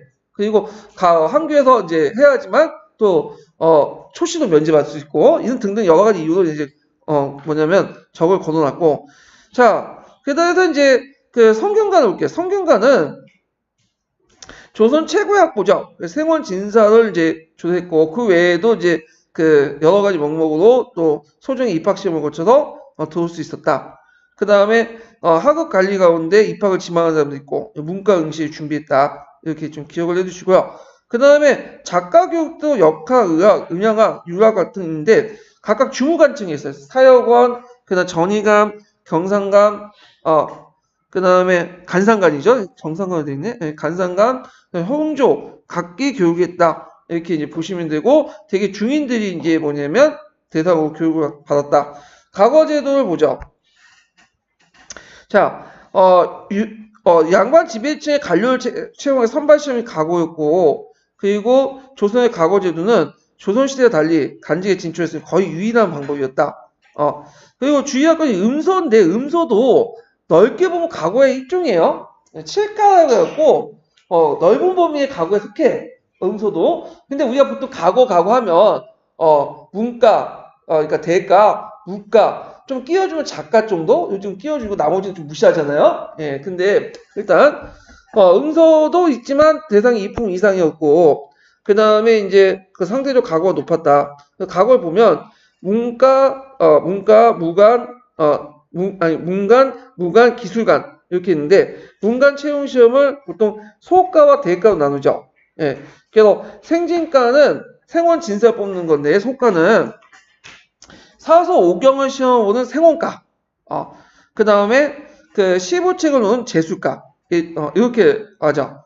그러니까 이게 이때는 이제 생원과, 진사과네요. 예전에 재수과였고 이렇게 이제 뵙고 생진과는 이제 각 도마다 초시를 치러요. 그래서 700명 선발하고 다시 이를 대상으로 서울대 복시를 치르죠. 각각 100명을 뽑았다. 그래서 생원과 진사의 칭호인데 우리가 이제 그 소설책 보면 막 그 드라마 보면 생원진사가 너무 많으니까 개나 도나 소나 다 생원진사 이렇게 하지만 생원진사 합격하기도 힘들었어요. 그 당시에는. 그리고 나중에 들어가면 생원진사만 봐. 버스 안 해. 그 이유는 뭐냐면 생원진사만 돼도 그 지역에서 양반으로서 품위가 유지될 수 있기 때문에 보는 거야.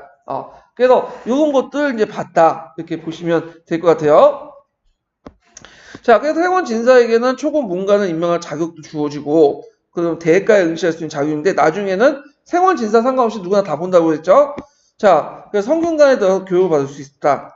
대가는 속과를 거친 생원진사 또는 성균관 학생들 응시해서 사서 오경, 그 다음 부표 전, 책문 같은 시험을 받고, 여기도 이제 초시, 복시, 전시가 있고, 초시, 복시도 초중장 해가지고, 초중말, 이렇게 해갖고, 초장, 중장, 말장 해갖고, 또 3번씩 더 와요.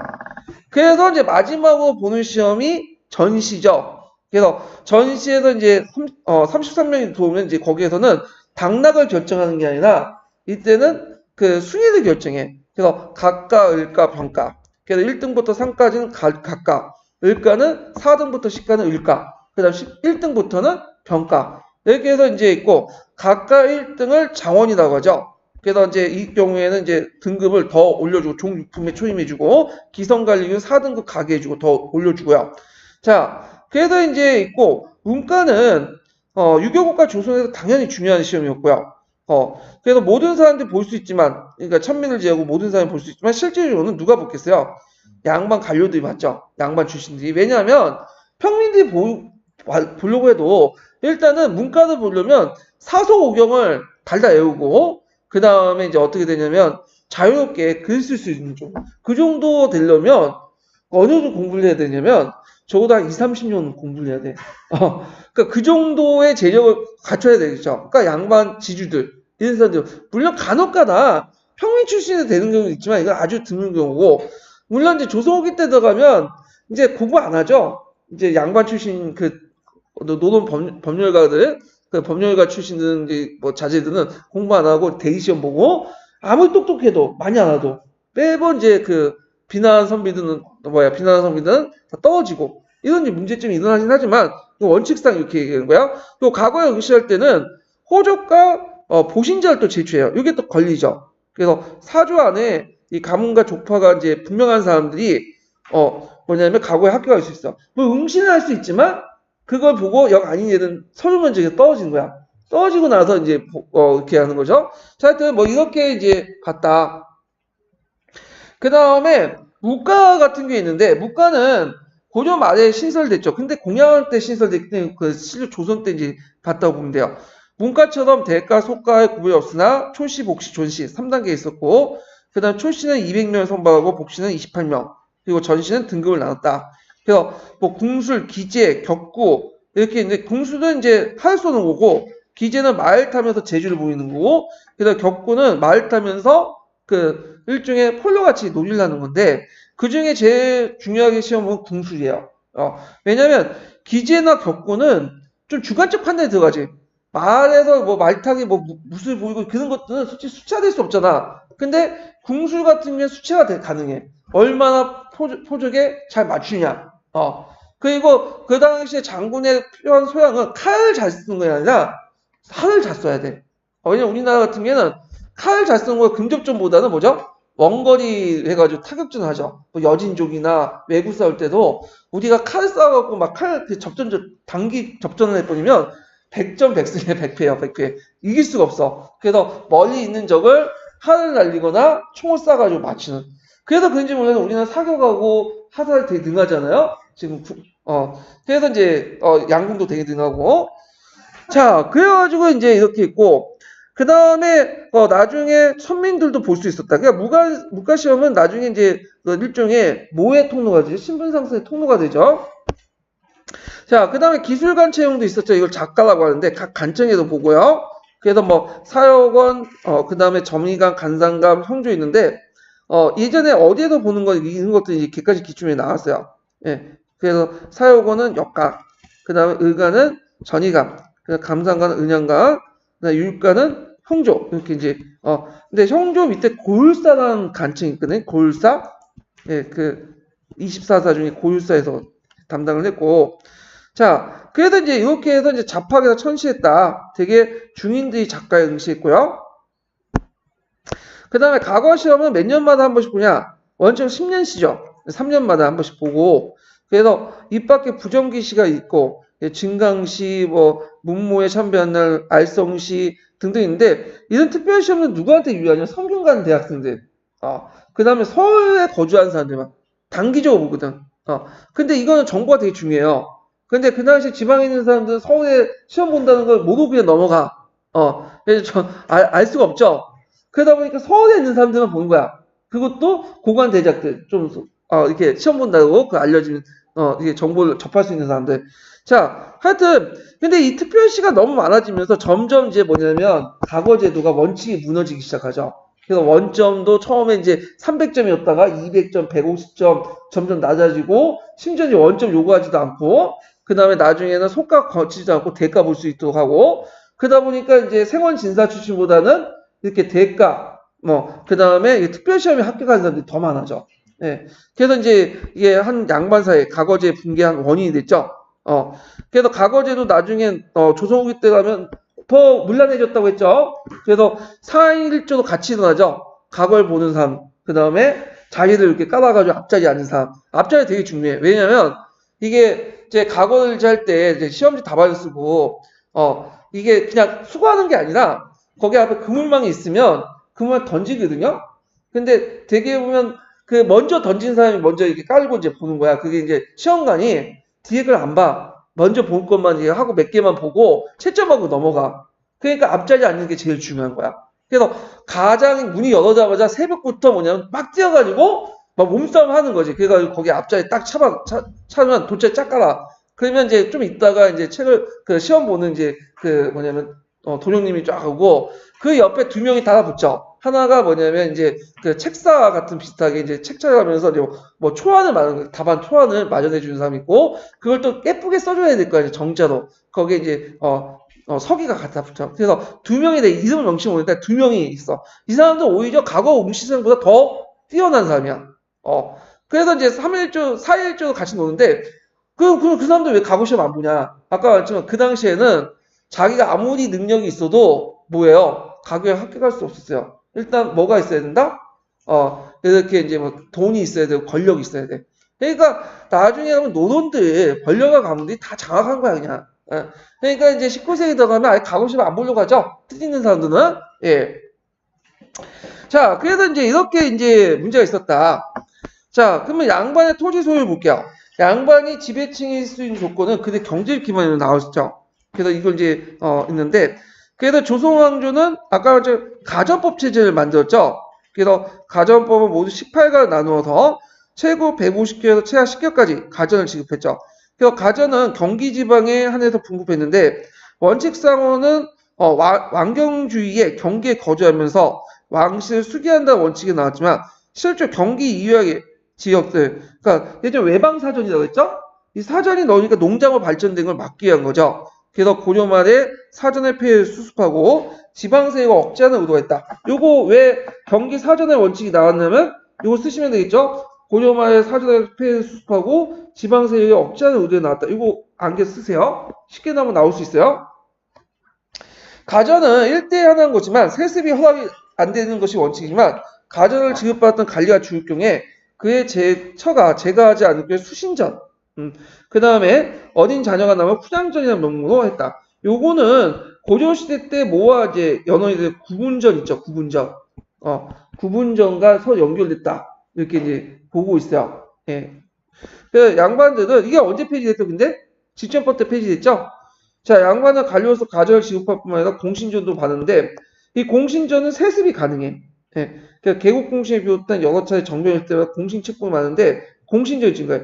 그래서 나중에 신진이 관료들이 이 공신책봉을 되게 비판했던 게 뭐냐면 막 어떤 위헌 삭제 문제 갖고 막 걸고 넘어갔던 게 뭐냐면 그거 그냥 명예직이면 상관없어. 명예직이 혼자 몇 개 뭐 준다고 해서 뭐 이게 불만이 있겠어. 근데 이들이 이제 그 공신책봉하면서 막단 토지를 공신적으로 받잖아요. 근데 이 공신적이 문제는 세습된다는 거야. 그것도 공식화돼서 법제적으로. 그러면 세습받을 공신전 수가 많으면 공신 수가 많으면 지급할 땅은 뭐죠? 한정돼 있는데 경기지역으로. 그러니까 자기한테 돌아올 땅은 없는 거예요. 그다음에 경제적인 어떤 이익이 침해를 받으니까 뭐냐면 공신책봉에 대해서 이제 막 비판을 하고 이윤 삭제 배경도 그런 것들 이제 연결돼서 이제 나왔던 거죠. 자, 하여튼 그래서 이제 이렇게 있고 그 다음에 비관료 양반들에게는 국정이 지어져 지방에 거주하는 한량간들에게 그 당시 1년 중 일정 기간 동안 부경시한 조건으로 뭘 줬죠? 군전을 지급했다. 이때 군전은 자신의 본전 있죠. 본전은 소유권이죠. 소유권을 인정하는 가운데서 그 안에서 뭐냐면 5결에서 10결 정도 군전을 지급했어요. 이 군전을 여기 소유권이 아니라 이건 뭘 지급한 거야? 군전은 수조권을 지급한 거야. 근데 자기 토지에 수조권을 지급했기 때문에 실제로 뭐죠?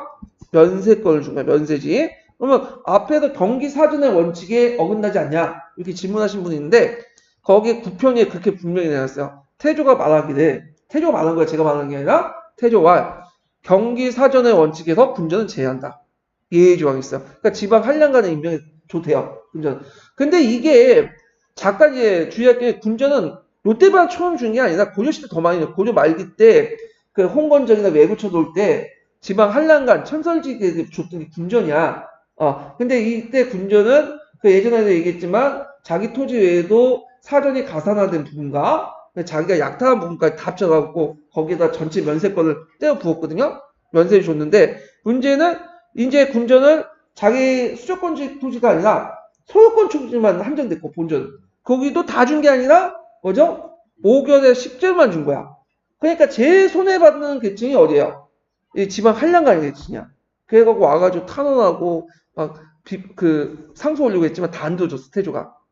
그래서 이제 이렇게 해서 있는데 그리고 이 군전도 이제 나중에 들어가면 태종 때 들어가면 이제 태종이 양인계병제를 내세웠거든요. 원칙상 물론 실제는 안 됐지만 그러니까 너희들 다른 사람도 군대 갈 때 똑같이 하는데 경제적 대가 없이 그냥 가는데 너희들이 무슨 군전을 받냐? 경제적 대가를 받냐? 그 군전이 사문화시켜버려. 없애버려요. 그래서 실제로는 군전은 또 이때 한 대만 끝나고 말아요. 예. 그래서 이때부터는 이제 그 고려 시대는 군인전이나 군전이나 이렇게 토지의 수조권을 줬잖아. 군역의 대가로. 근데 이제는 그 직업 군인 제외하고는 대부분 뭐냐면 토지의 급여를 안 해요. 국방의 의무는 당연하기 때문에 해야 된다. 그 우리도 보면 가산점도 안 받잖아, 이제는. 국방이 당연하기 때문에 호봉만 좀 올려주고 군대 간다고 해서 뭐 특별하게 우리가 좀 그 공무원 대접받는 게 아니잖아요. 당연한 거기 때문에 그래서 이때부터는 이제 단순히 봉종만 같이 붙여줘. 경제에 도움을 주는, 그 정도 이제 하고. 하여튼 이 밖에 가전법 체계 내에 왕공의 소유의 내장 사전, 중앙지방관청의 아독전, 공수전 등등등 학전, 여기 사사전, 사원정도 있죠. 그래서 직역을 수행하는 모든 사람들에게 다 지급했어요. 그래서 이제 가전은 아까 심에 그 풍간직 줬고, 그 다음에 군전은 지방 한량간, 그 다음에 직역을 수행하는 뭐 기관이나 직인들 그런 사람들 다 줬다. 근데 주의할 것은 농민은 줬어, 안 줬어요? 안 줬어. 농민 대상 제외요. 예. 다만 그 가정법 계획 과정에서 농민들에게 유리한 법들은 많이 만들어졌어요. 이걸 얘기하는 거예요, 지금. 그래서 양반은 자기 가전의 경작자에게 10분의 1 세조를 징수하는데 이 밖에도 뭐 초곡이라든지 곡초라든지 그 다음에 이제 뭐 운반비 그래서 이제 이런 비용으로 해가지고 기타 작물 무상으로 받았고요. 그래서 실제로 그 수익이 더 많았고 자신이 받은 10분의 1 중에 그 중에 이걸 뭐라고 하죠? 10분의 1 조라고 하죠. 그 중에 15분의 1 떼서 세라고 하죠. 그래서 조와 세가 이제 이때부터 구별이 돼. 예전에 고려 시대 그렇게 구별 안 되고 그러다가 나중에 그걸 합쳐가지고 조세라고 보통 세금제도에 일반 통칭을 하잖아. 그렇지만 원래는 조와 세의 의미는 달라요. 관리하게 떼는 건 조. 그 다음에 15분의 1 때는 지세. 이렇게 납부를 해도 했다. 지금도 마찬가지죠. 공무원들 교사도 월급 받으면 세금 내야 되죠. 세금 안 내는 게 아니잖아요. 그래서 이렇게 하고 비슷하다고 보시면 되고요. 자, 그 다음에 양반의 경제기관 국가로부터 지급된 가전 등의 토지에 그친 게 아니라 그 당시 가전 등 국가에서 지급한 토지는 지급 아니었다. 그친 게 아니었다. 그래서 지급과 결국에 수조권에 지급한 것이기 때문에 이 밖에도 사적 토지 소유가 있었어요. 자기 나름대로. 네. 그것이 나중에 이제 지적법 폐지하고 실시하는 과정에서 널리 확산됐죠. 이걸 농장이라고 하죠. 그러는 자신의 사유지를 노비노동을 이용해서 경작하거나 또는 이걸 뭐라고 하죠? 작계제라고 해요. 작계제. 그래서 고려 말부터 해서 조선 전기 때까지 농장제 형태가 두 가지 형태가 있어요. 작계제하고 직영지인데 이때는 작계제가 주로 했어. 그래서 이 작계제 외고노비나 내성농민을 동원해가지고 해죠. 그래서 직영지가 있고 작계지가 있고 사경지가 있으면 직영지는 자기가 100% 먹고 작계지는 2분의 1 먹고 사경지는 그 2단은 자기들이 먹고 이렇게 이제 하는 시스템이었죠. 그리고 직영지도 있었지만 소수에 불과했고 근데 직영지가 늘어나기 시작한 건 언제냐면 조선 후기 때요. 이거는요. 자, 그 다음에 이들 대하고 경작계 반반 변작 반수제를 경했다. 변작 반수제는 주의할 건 뭐냐면 아직까지는 주 형태가 아니었어요. 고려시대 변작반수제는 고려 말기 때 등장했죠. 변작반수제는 2분의 1을 먹는 건데 대개 보면 농장제 운영하면서 짝두이 땅이 있어. 그런 땅을 이제 뭐냐면 자기들이 나눠주는 건데 이게 운영이 잘 안 됐어요. 일단은 변작반수제 하려면 농업생산을 올려야 되지만 가능한데 농어도 없고 종자도 없고 뭐 농기구도 제대로 갖추지 못한 그런 사람들이 땅을 나눠줘줬자 어떻게 되겠어? 도망가지 그냥. 그래서 이제 나중에 변작반수제가 잘 안 하려고 했어. 그리고 국가 입장 올 때는, 그러니까 지주 입장부터 변작반수제가 있고, 국가 입장 올 때 변작반수제도 예매한 거야. 이게 자영농도 아니잖아. 그러다 보니까 이제 관리하기도 힘들고. 그러니까 이제, 두 대 이해관계가 맞아떨어가지고, 변작반수를 한가고독. 한가고독은 뭐냐면, 그 당시 사회적 약자들 얘기해요. 유교에서 말하는. 그래서 호라비부터 해서 가부, 그 다음에 고아, 이런 사람을 한가고독이라고 하거든요.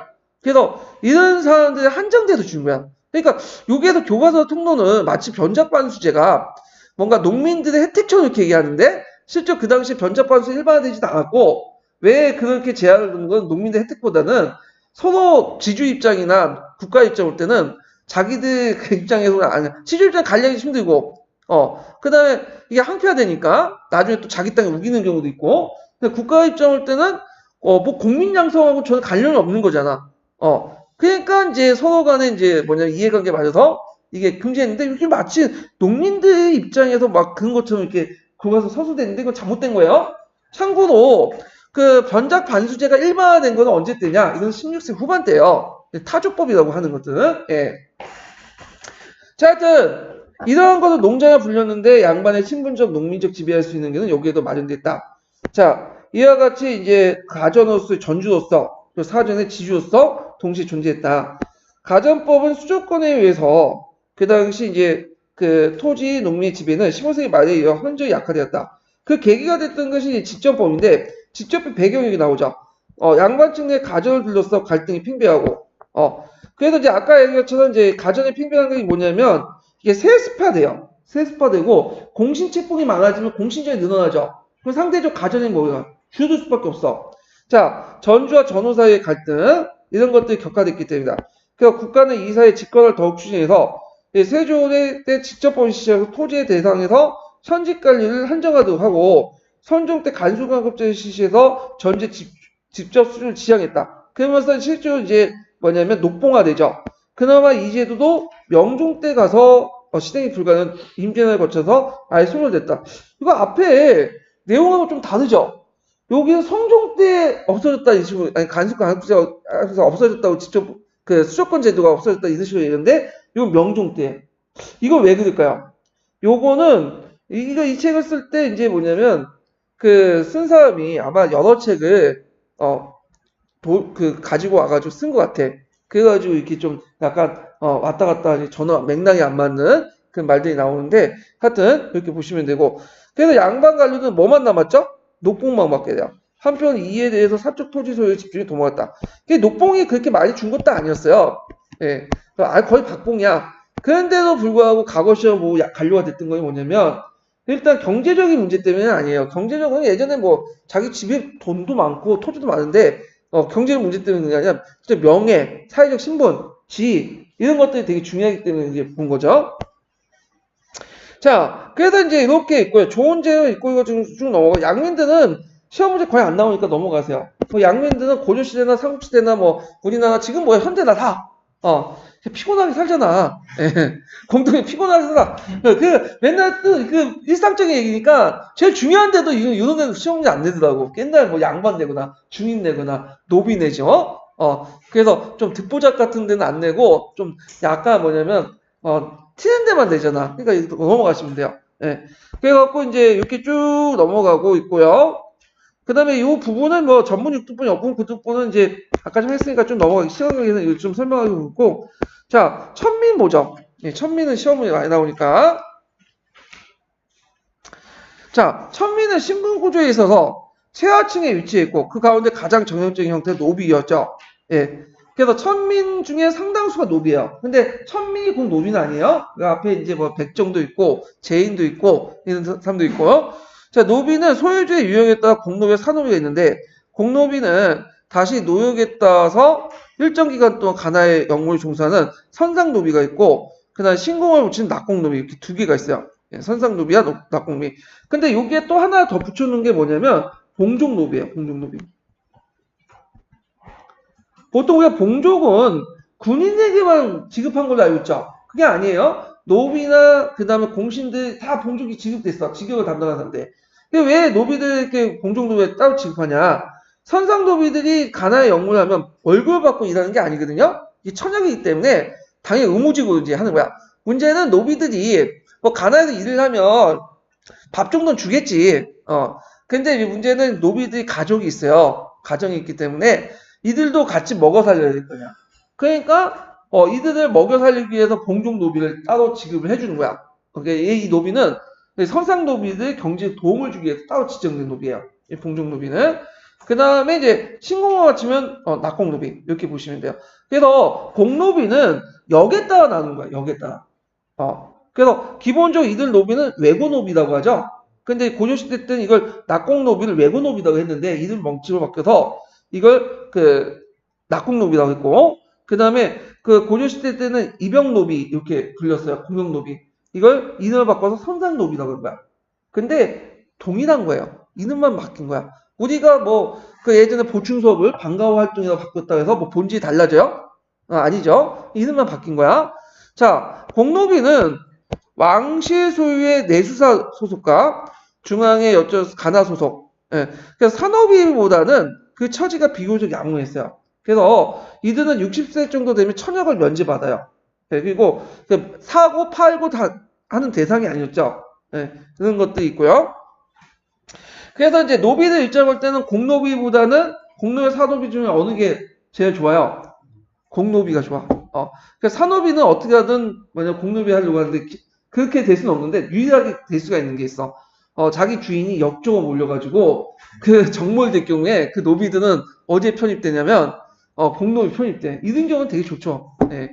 자, 하여튼 산노비는 공노비보다도 열악한 지위 있어요. 그래서 그 거주 형태에 따라서 솔고노비와 외고노비가 있는데, 자, 솔고노비는 농경과 간의 잡사를 사역하는 노비고 최악의 노비죠. 그리고 외고노비는 신공만 갖다 바치는 건데 외고노비다. 그래서 솔고노비는 이제 처지가 열악하기 때문에 내 반해서 외고노비는 독립된 가오와 가계를 유지하면서 자기 상대 토지 외에도 다양한 토지를 착용하면서 전우와 같은 처지였다. 그래서 심지어 외고노비는 자기 상전이 살고 있는 지역 외에도 사는 경우가 되게 많았어요. 자기 상전이 경기도에 살면 함경도, 경상도 사는 노비도 있어요. 예, 그래서 그때 1년마다 이제 뭐냐면 자기가 생산물의 일부만 갖다 바치고, 예. 오히려 더 외고 노비가 나올 수 있어. 왜냐면 군역이나 조세나 각종 안 내도 되잖아. 이 사람들은. 그래갖고 하여튼 이렇게 있고, 이들은 이제 상전의 이사에 따라 가족이 이산될 수 있고요. 매매 양도하는 과정에서 솔고 노비도 처해질 수 있는 위험이 있죠. 노비는 일종의 제사를 취급되면 매매 상속 증여의 대상이 되고, 노는 되게 남자 노비죠. 남자 그 노라고 하는데 말필 정도고, 비는 이보다 헐판값에 매매되었다. 그리고 시대가 내어주면 조금씩 상승되는데 노비의 지위가, 노비의 신분은 세습됐고, 그때 노비 종목법을 이렇게, 요때 노비 종목법은 자기 신분을 어디에 따는 거야? 어디에 뜨는죠? 부모에 따라서 따는 거죠. 그러니까 모에 따라서. 그래서 이제 이 노비종법이 예전에 시험에 나왔으니까 좀 기억을 해두시고, 거기에 제 주 60번을 잠깐 볼게요.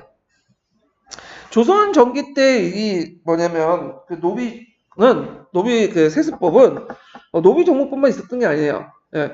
처음에는 이제 고려 말기 때 충렬 때부터 이제 고려 말기 노비 종목법이라는 게 있었죠. 이게 고려 말기 때. 그러다가 태종 때 들어와서 이 노비 종목법이 뭘로 바뀌어요? 노비 종목법으로 바꿔. 이게 태종 때. 왜 노비 종목법을 따느냐? 자, 양청 교훈 중에 대개 보면 아버지가 어느 쪽이 많아요? 양인이 많았어. 조선 전기 때는. 그 양반들이 이제 뭐냐면 저 얼굴 반반하고 그 애들 건드리면서 애 낳아서 견훤이라고 말하는 정도인데, 그래서 이제 이때 아버지 신분을 따라야지만 양인수를 확보하고, 그 노비가 많아지면 건신들이 기가 권력이 커질 거 아니에요. 그래서 그걸 막기 위해서 했는데, 세종 때 그 대신들이 너무 반대가 심하니까 다시 노비 종목법을 실시했어. 그래서 이제 있고, 이것이 이제 세조 때 일천 직천으로 바뀐 거야. 일천 직천은 그 어머니다 아버지는 한쪽의 노비는 뭐야? 다 무조건 그 자식이 노비가 돼버린 거지. 이게 이제 성종 때 건국대전에 명시가 되죠. 그러다가 다시 이제 현종 때 노비 종목법을 이제 실시하다가 다시 뭐냐면 일천 직천으로 돌아가다가 영조 때 뭘로 확정됐죠? 노비 종목법 확정돼요. 요때 노비 종목법은 이거는 앞에 조선전기 때 노비 종목법 달라요. 조선전기 때 노비 종목법은 노비수를 확대시키려는 거죠. 근데 요때 노비 종목법은 양인수를 확대. 왜냐면 그 당시 아버지 외고 노비들이 되게 보면 여러 가지 그 작것들 안 해도 되잖아요. 그러다 보니까 부를 쌓을 수 있는 기회가 더 많아진 거야. 그래서 양인 여자들을 데려서 사는 경우가 많았어. 그렇게 그 자식들을 어머니 신분을 따라야지 양인을 만들 수 있죠. 상민층 확보가 필요하기 때문에 그렇다. 자, 그래서 이제 이런 내용들 같이 기억을 해두시면 되고요. 노비 외에도 이제 청와대 종사하는 노비도 있어요. 천민인데 대표적인 게 백정이죠.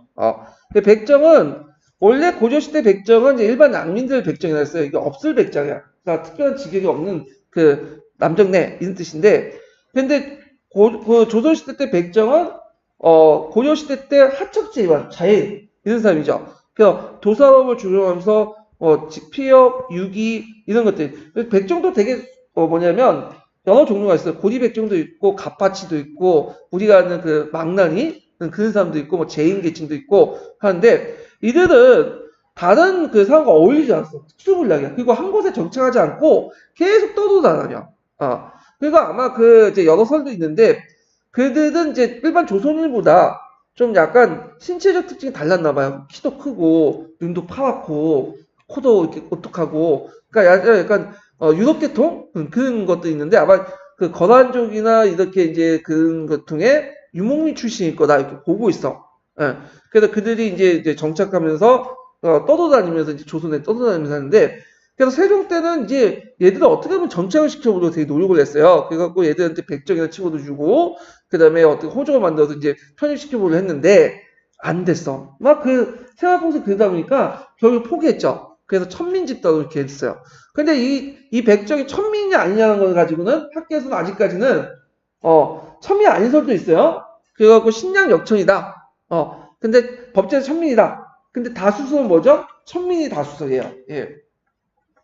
자, 하여튼, 백정이라는 사람이 있는 사람이고, 그러니까 조선시대는 신량 역천이 됐죠? 신분상 양이지만, 여기천하기 때문에 사회적 천대받는 계층들을 이제 했는데, 그래서 7만 역천이 돼가지고, 이들에게는 간, 척, 이렇게 붙어. 예. 그래갖고, 이제, 이 간척은 오늘날 놈이야, 놈. 이놈, 저놈 할 때, 놈. 예. 그래서 조회, 신장, 나장, 일수, 그 다음에 이제, 조군, 수군, 봉수군, 봉군, 역졸. 이렇게 했는데 좀 눈여겨서 수군이죠, 수군. 이 수군을 서로 안 하려고 했어요. 너무 고생해가지고. 수군이 주로 하는 게 뭐냐면 노를 짓는 게 되게 많았고. 그래서 이제 세습을 시켰어, 강제로.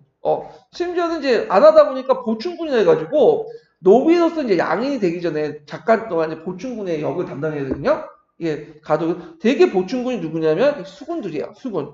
예, 수군이 여기 근데 조군이고 여기 옆에 수군이네요. 예. 자, 그래서 하여튼 이렇게 이제 했다. 그래서 이게 7반 천역들을 이제 뭐냐면 신량 역천이라고 했다. 이렇게 이제 보시면 될 것 같죠. 자, 그다음에 이제 이렇게 이제 보시면 되고 수공업과 상업은 조선전기 때 수공업과 상업은 그렇게 볼 건 없어요. 예전에 한번 쭉 설명했던 거 고려시대 때 전기의 수공업과 상업을 그대로 이어받았다 좀 보시면 돼요. 예. 그래서 이제 수공업은 예전에 했으니까 넘어가 고려 때는 후기 때는 좀 보고요. 자, 쭉 넘어가서 상업 부분만 좀 볼게요.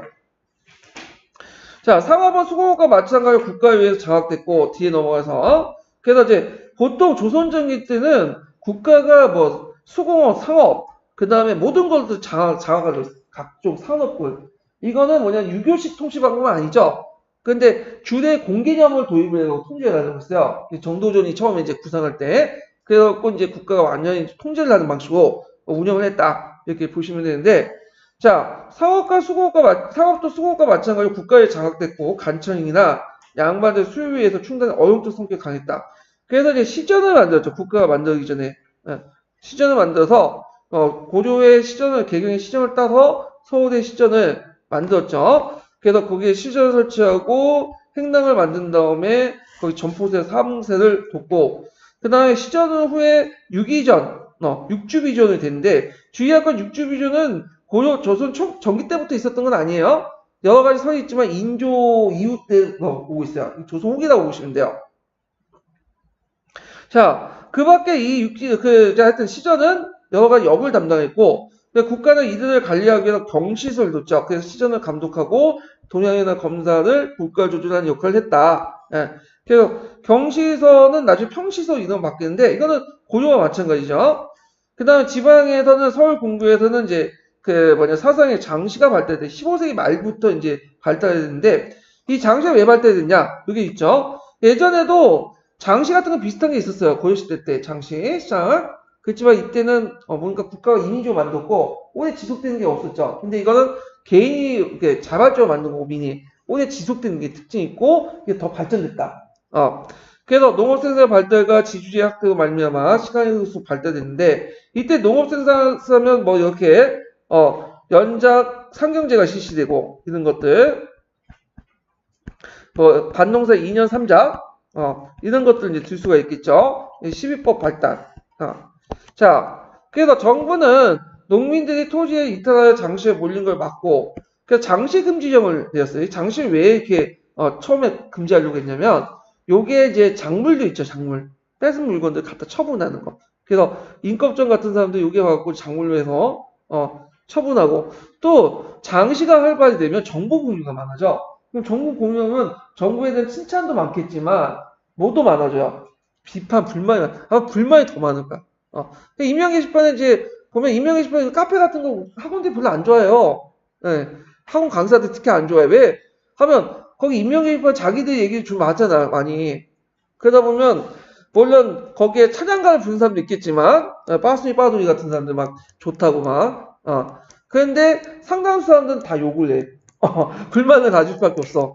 그러면 항상 그것 때문에 이제 뭐냐면 신경 쓸 수밖에 없고, 그렇다고 고소도 또 못 걸어. 잘못 걸었다가 또 자기 이미지가 완전히 떨어지니까 어떻게든 뭘 이렇게 운영자한테 나 맨날 삭제해달래. 내가 운영하면서 막 피곤한데 그래도 막 강사들 막 그쪽 학원 측에서 삭제를 해달래. 지네들 고소 걸면 되지, 그렇게 억울하면. 근데 고소 안 걸고 맨날 삭제. 내가 그러면 삭제하면 누가 욕을 먹겠어요? 내가 욕을 먹는 거야. 사람들은 삭제한 사람을 기억하지 삭제 요청한 사람 기억 안 하거든. 모르고. 그러니까 또 골치가 아픈데, 그러니까 장시에서 있으면 맨날 정부 비판하고 불만 터뜨리니까 이걸 막아야 되겠다. 언론을 차단하겠다. 그래가지고 이렇게 했고, 그 다음에 어영상이나 상권을 독점시켜 수시 장시 금지를 내렸다. 그래서 이제 이렇게 그 추세를 막을 수 없고, 일단 장시는 5일장을 정착하고 보부상이 그걸 연결해줬죠. 그래서 이제 이런 내용들 좀 기억을 해두시고, 요거는 뭐 그렇게 중요한 건 아니에요. 왜냐면 이제 조선 후기 때가 중요하니까. 자, 조선 전기 때 합의를 했지만 크게 반응을 뭐냐면 안 됐죠. 그래갖고 뭐 전폐, 전화, 그 다음에 조선통보 이런 것지만 크게 유통되지 못했고. 자, 주작 고정. 고려기 때 주작은 조선왕조 개창 후에 새로운 제도 문물을 정하는데 중요한 원리가 됐고요. 주작 이론이 있으니까 이제 각자 이제 보시고요. 주작은. 그 다음에 뒤에 넘어가서, 그래서 조선 전기 때 양반세 주작은 소양호서, 도리도, 명분론 이런 것들을 강조하면서 보통 이제 현실 정치에 실현된다는 입장과 그보다 사장을 강조했다. 그래서 중요한 게 뭐냐, 사장이에요. 사장은 뭐냐면 문장이야, 문장. 시와 문장 있죠. 시나 부나 이런 것들 잘 지어야 돼, 문장은. 이거는 왜 실용적이냐? 일단은 문장을 잘 지으면 왜 실용적이냐? 외교 문서를 잘 지어야 돼요. 그 당시 대명가기가 되게 중요했으니까. 그러니까 외교 문서를 잘 지고 정문과 포문을 잘 지어야지 우리가 살아남을 수 있으니까 이걸 잘 짓는 그런 것들이 필요했어, 문장은. 그래서 시나 부나 이런 것들, 송이나 이런 것들 써가지고 나름대로 논리적으로 설득시키거나 문학적으로 감동을 시키거나 이런 것들이 상당히 중요했어요. 예. 그런데 이제 주의할 것은 뭐냐면 그 성리학이 강조된 건 사장이 아니에요. 사장, 문장, 시부를 잘 짓는 게 아니라 뭘 짓는죠? 경전이 중요했군요. 문장이 중요한 게 아니라 원래 경전이 중요해요. 유교 경전. 예. 그런데 조선 초기 때는 거꾸로 경전을 읽는 것보다는 사장을 더 강조했어요. 그래서 이게 이제 나중에 조광조가 등장하면서, 살림새 등장하면서 시와 왜 문장이 중요하냐? 성리학자들, 유학자들은 경전이다. 사소경을 읽어야지. 그러면서 경전을 강조해요. 예. 그러면서 이제 물론 그 전에도 강조되긴 했지만 시문보다는 경전을 강조하는 부분이 있지만 이제 나중에 시간이 지나면서 시문보다 경전을 강조해. 그래서 왕이 뭐 시를 짓거나 그러면 별로 안 좋아요. 예. 왜냐면 유학자 입장에서 경전이 강조하지 시는 그냥 방탕한 생활에 불과하다. 그 연산군, 성종 뒤에 욕을 얻어먹었죠. 그 이유가 뭐냐면 시문을 너무 많이 지었기 때문에. 자, 하여튼 그래서 이제 이렇게 조선 초기 때는 사장을 강조했다. 근데 고려 말에 이제 신흥진 사대부의 두 부류가 있었죠. 그 중에 세왕조에 대한 충성을 거부하고 밑으로 내려간 사람들. 그 중에서 대표적인 길제야. 길제가 이제 제자 양상을 했는데 후에 이제 살인파들 있죠. 이 살인파들은 되게 길제 제자들이야. 그래가지고 이제 형성이 됐다. 이렇게 보시면 돼요. 자. 그 다음에 그 뒤에는 쭉 있으니까 뭐 불교 세력들 이단이라고 규탄하고 뭐 등등등이니까 넘어가고 한글 창조해 볼게요. 자, 조선 전기의 한글 제일 이제 우수한 게 포옹 문자 우리나라인데 예전에 이두나 구교 같은 게 있었지만 그 한문 해독이 기반을 했기 때문에 좀 힘들었고 그래서 대민 교화 차원에서 이제 뭐냐면 한글 만들었죠. 그래서 세종은 태종 때 모든 통치 질서가 일단 정비된 배경에서 집현전 학제 중심, 이것도 잘못됐죠. 집현전 학제가 아니라 누구 중심으로? 세종. 그 세종과 그 주변의 왕자, 공주들 동원해가지고 했어. 그래서 이 집현전 학제는 나중에 이제 그 해설서 놓을 때 거기에 좀 일부 젊은 학자들이 참여한 거고, 그래서 이제 있고, 이걸 바탕으로 유교도도식은 상강식도를 했고, 그 다음에 이 사람이 이성계 조사의 공동을 창의한 용빙 어천가 있죠. 네, 이런 것들을 이제 해갖고 만들었고, 그 외에 이제 중국의 음을 바로잡기 위해서 뭐 동국정um이나 이런 것들, 그 다음 불교를 되게 숭배했죠. 원인청강지고 석고상절. 그래서 세조 때 강경도 가면서 불경을 번역하고 이런 것을 했다. 자, 그러나 한글이 국민정치에 보급된 건 아니었다. 그거는 한글 창제의 가장 주요 동기가 지배층의 피지배층 교화, 지배에 있었던 만큼 양반의 십자층 문자는 여전히 한자였고 편찬 사업에 가능되게 서적은 한자로 쓰여졌다. 따라서 한글 공주의 비빈이나 비나 그래서 나중에 조선시대 수렴천정이 계속 있었어요. 수렴천정. 그래서 왕대비나 대왕대비가 발을 쳐놓고 어린 왕 대신에 그런 그 정치할 때 수렴천정이잖아요. 근데 이때 교지를 내야 되는데 이 사람들이 한 번도 몰라. 교육을 못 받았기 때문에. 그때 어떤 교지를 내냐면 언문교지를 내요. 언문교지. 그래서 언문교지를 내요. 그리고 그 언문교지를 바탕으로 해가지고 나중에 이제 그 관료들이 한자로 바꿔요. 네. 그래서 이제 있는데 그래서 양반 부녀자들 위해서 주로 사용했고 이것이 온 국민에 보급되어 명실공히 국문자에 대해 오랜 세월 기다렸다. 근데 이거에 대해서 지금 아직 이건 초창기이고 아마 여성각계에서 이제 좀 약간 그걸 강조하는 게 있는데 그건 아니고 실제 양반 전반적으로 다 썼어요. 네. 심지어 양반들도 한자를 배우기 전에 뭘 배웠냐면 한글을 배웠어. 그냥 한글을 배우고 천자문이나 소학을 배워야지 공부해. 훈이나 음을 한번 알려주면 다 기억해요?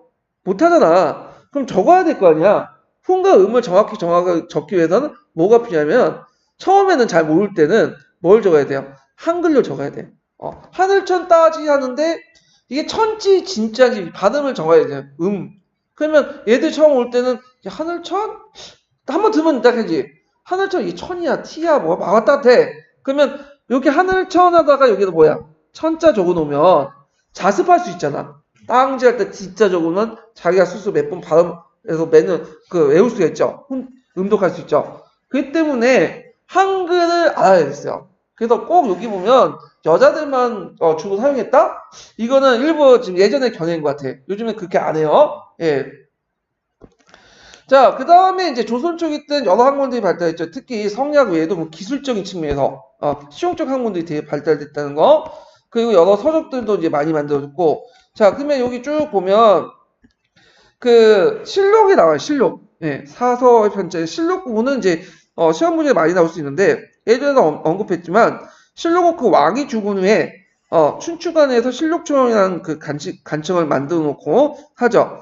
그래서 이제 편년체 형식이고 그래서 이제 실록은 내부를 만들어갖고 서울의 춘추관, 성주, 전주, 충주 이렇게 있다가 산속에 사고에 비치됐다? 이거는 좀 틀린 것 같아. 예, 이거는 서울의 춘추관, 성주, 전주, 충주 산속에 마련된 사고 이거는 이게 아니라 이게 좀 틀렸는데 이거는 도시 한가운데 사고를 설치했어요. 근데 임진왜란 때 공격받고 나서 그 사고가 없어졌잖아. 그래서 전주 사고만 하나 남았죠. 그걸 바탕으로 해서 다시 찍어냈죠. 예, 그래서 5번 나눴는데 춘추관 사고를 제어는 다 어디도 올렸어요. 산을 올렸어. 방어하기 이제 보관하기 편하게. 그래서 그걸 이제 주변에 사찰에 이제 위임을 해가지고 보호하고 관리 감독을 했죠. 그 내용인데 이거는 조선전개 조선후기를 이제 뒤바꿔 썼는지 하여튼 그런데 실록은 너무 방대하므로 그 가운데 국왕의 선정 치적을 할 때 내용을 갖춰서 열람할 수 있는 게 국조보감이에요. 그래서 왕은 실록을 볼 수 없죠. 그렇지만 국조보감 같은 건 볼 수 있어요. 예, 전황의 어떤 것들을 이제 봐야 되니까. 그 다음에 세종 때부터 이제 그 앞에 있는 고조사를 정리를 하면서 여러 가지 책들을 만들었는데, 그래서 이제, 성종 때 들어와서는 지금까지 편년제 사서인 동국 통감, 그를 이제 만들었고, 이 동고통감은 뭘로 유명하냐면 홍보파하고 사진파가 같이 만들었다. 그래서 홍보는 사실 팩트고, 그 다음에 사진은 사찬 중심으로 이제 만들었죠. 예. 그래가지고 이제 만들었다는 거 좀 기억을 해두시면 되고요. 자, 그래서 오늘 여기까지만 좀 하고 할게요. 아니, 이거 좀 나가고 할게요. 여기 일단 지금 제가 약속이 있어갖고 좀 예민하네. 예. 자, 이것도 세종 때 처음 만들어진 이후 계속됐고 성종 때 들어서 그 단곤조선 삼국 고조의 역사를 다시 편찬해서 동국 통감이 편찬됐고 그 다음에 이제 이렇게 있고, 여기까지 했죠. 내가 아까 딴 말 했다가 이제 잠깐 딴 생각했다가, 예. 국조보감과 동고통감은 국왕에게 우리 역사를 증강할 때 교문을 사용하기도 했다. 한편, 전왕조 역사를 정리하는 노력하는 과정에서 문종 때 기전체사의 고서사를 편찬으로 완성됐고, 이건 이미 세종 때 만들어진 거예요. 그리고 고요사 조조가 편찬체로 했다. 그래서 예전에 얘기하는 것 같은데, 고요사와 고요사 조조는, 고요사 조조가 고요사 내용을 요약한 건 아니에요. 그 고려사 조조에 고려사 없는 내용들이 되게 많아. 그래서 아마 이거는 그 앞에 고려국사 있죠. 고려국사를 요약할 거라 보고 있어요. 예, 이거는 신화용으로 만들었고, 이거는 국왕중시로 만들었다. 예, 이렇게 좀 기억을 해두시면 될 것 같아요. 그래서 이렇게 있는데, 여기 좀 보면, 주 77번 보면, 자, 고려사 조조는 고려 당시의 사실 그대로 직서주의를 했다. 그래서 그때 이제 논의하는 것이 개서주의와 직서주의 논쟁이 있었죠. 예. 근데 개서주의와 직서주의 중에서 직서주의를 원칙했고, 근데 다만, 공미왕 이후에 사실 왜곡된 점. 왜냐면, 고조왕조의 멸망의 필연성을 강조하다 보니까, 고조 말기 때의 상황을 좀 왜곡할 수밖에 없어. 조선왕조가 어쩔 수 없이 개창됐다. 그래서 삼국사계 봉기에 대해서 세가라고 했던 거. 왜? 제후국이니까. 그리고 당시에 홍련칭호법이 아니라 윤현칭호법을 개작했던 게 단점이다. 아까 전에 홍련칭호법은 우리의 고유한 칭호법인데 윤현칭호법은 뭐죠? 윤현칭호법은 중국식 칭호법이죠. 예, 그래서 이런 것들이 문제점이 있다. 그 외에도 뭐 지휘서가 만들어졌는데 세종 때 팔도지휘지 이런 것들이 만들어졌고 그 다음에 이제 경상도 지휘지가 지금 남아있다. 이거 예전에 시험문에 나왔던 거죠. 그래서 세종실록 지휘지에 전해졌다. 내용을 정리한 것이. 그 다음에 이제 그 밑에 보면 이제 성종 때 동국 여지슬람 이런 것들이 완성이 됐고요. 그 다음에 그 밑에 보면 이제 중종 때 그걸 보관한 신증 동국 여지슬람 가능했고 자, 그 내용 그 동국 여지슬람이나 신증 동국 여지슬람이 예전에 기출문에 언급됐으니까 역교론에 관련돼서 좀 기억을 해두시고 이단 지리서는 함께 조선 초에 지도 제작했죠. 그래서 우리 그 동양에 지금 최고 나와 있는 현존하는 세계 지도가 건근이 발문 쓴 홍해강리 역대국 지도예요. 이거 외워두세요. 예. 이 홍해강리 역대국 지도는 동양 최초의 세계 지도야. 동양 최초의 세계 지도죠. 그리고 지금 남아있진 않죠. 아니, 남아있는 게 아니라 지금은 우리나라에 없죠. 일본에 있죠. 일본에 있고.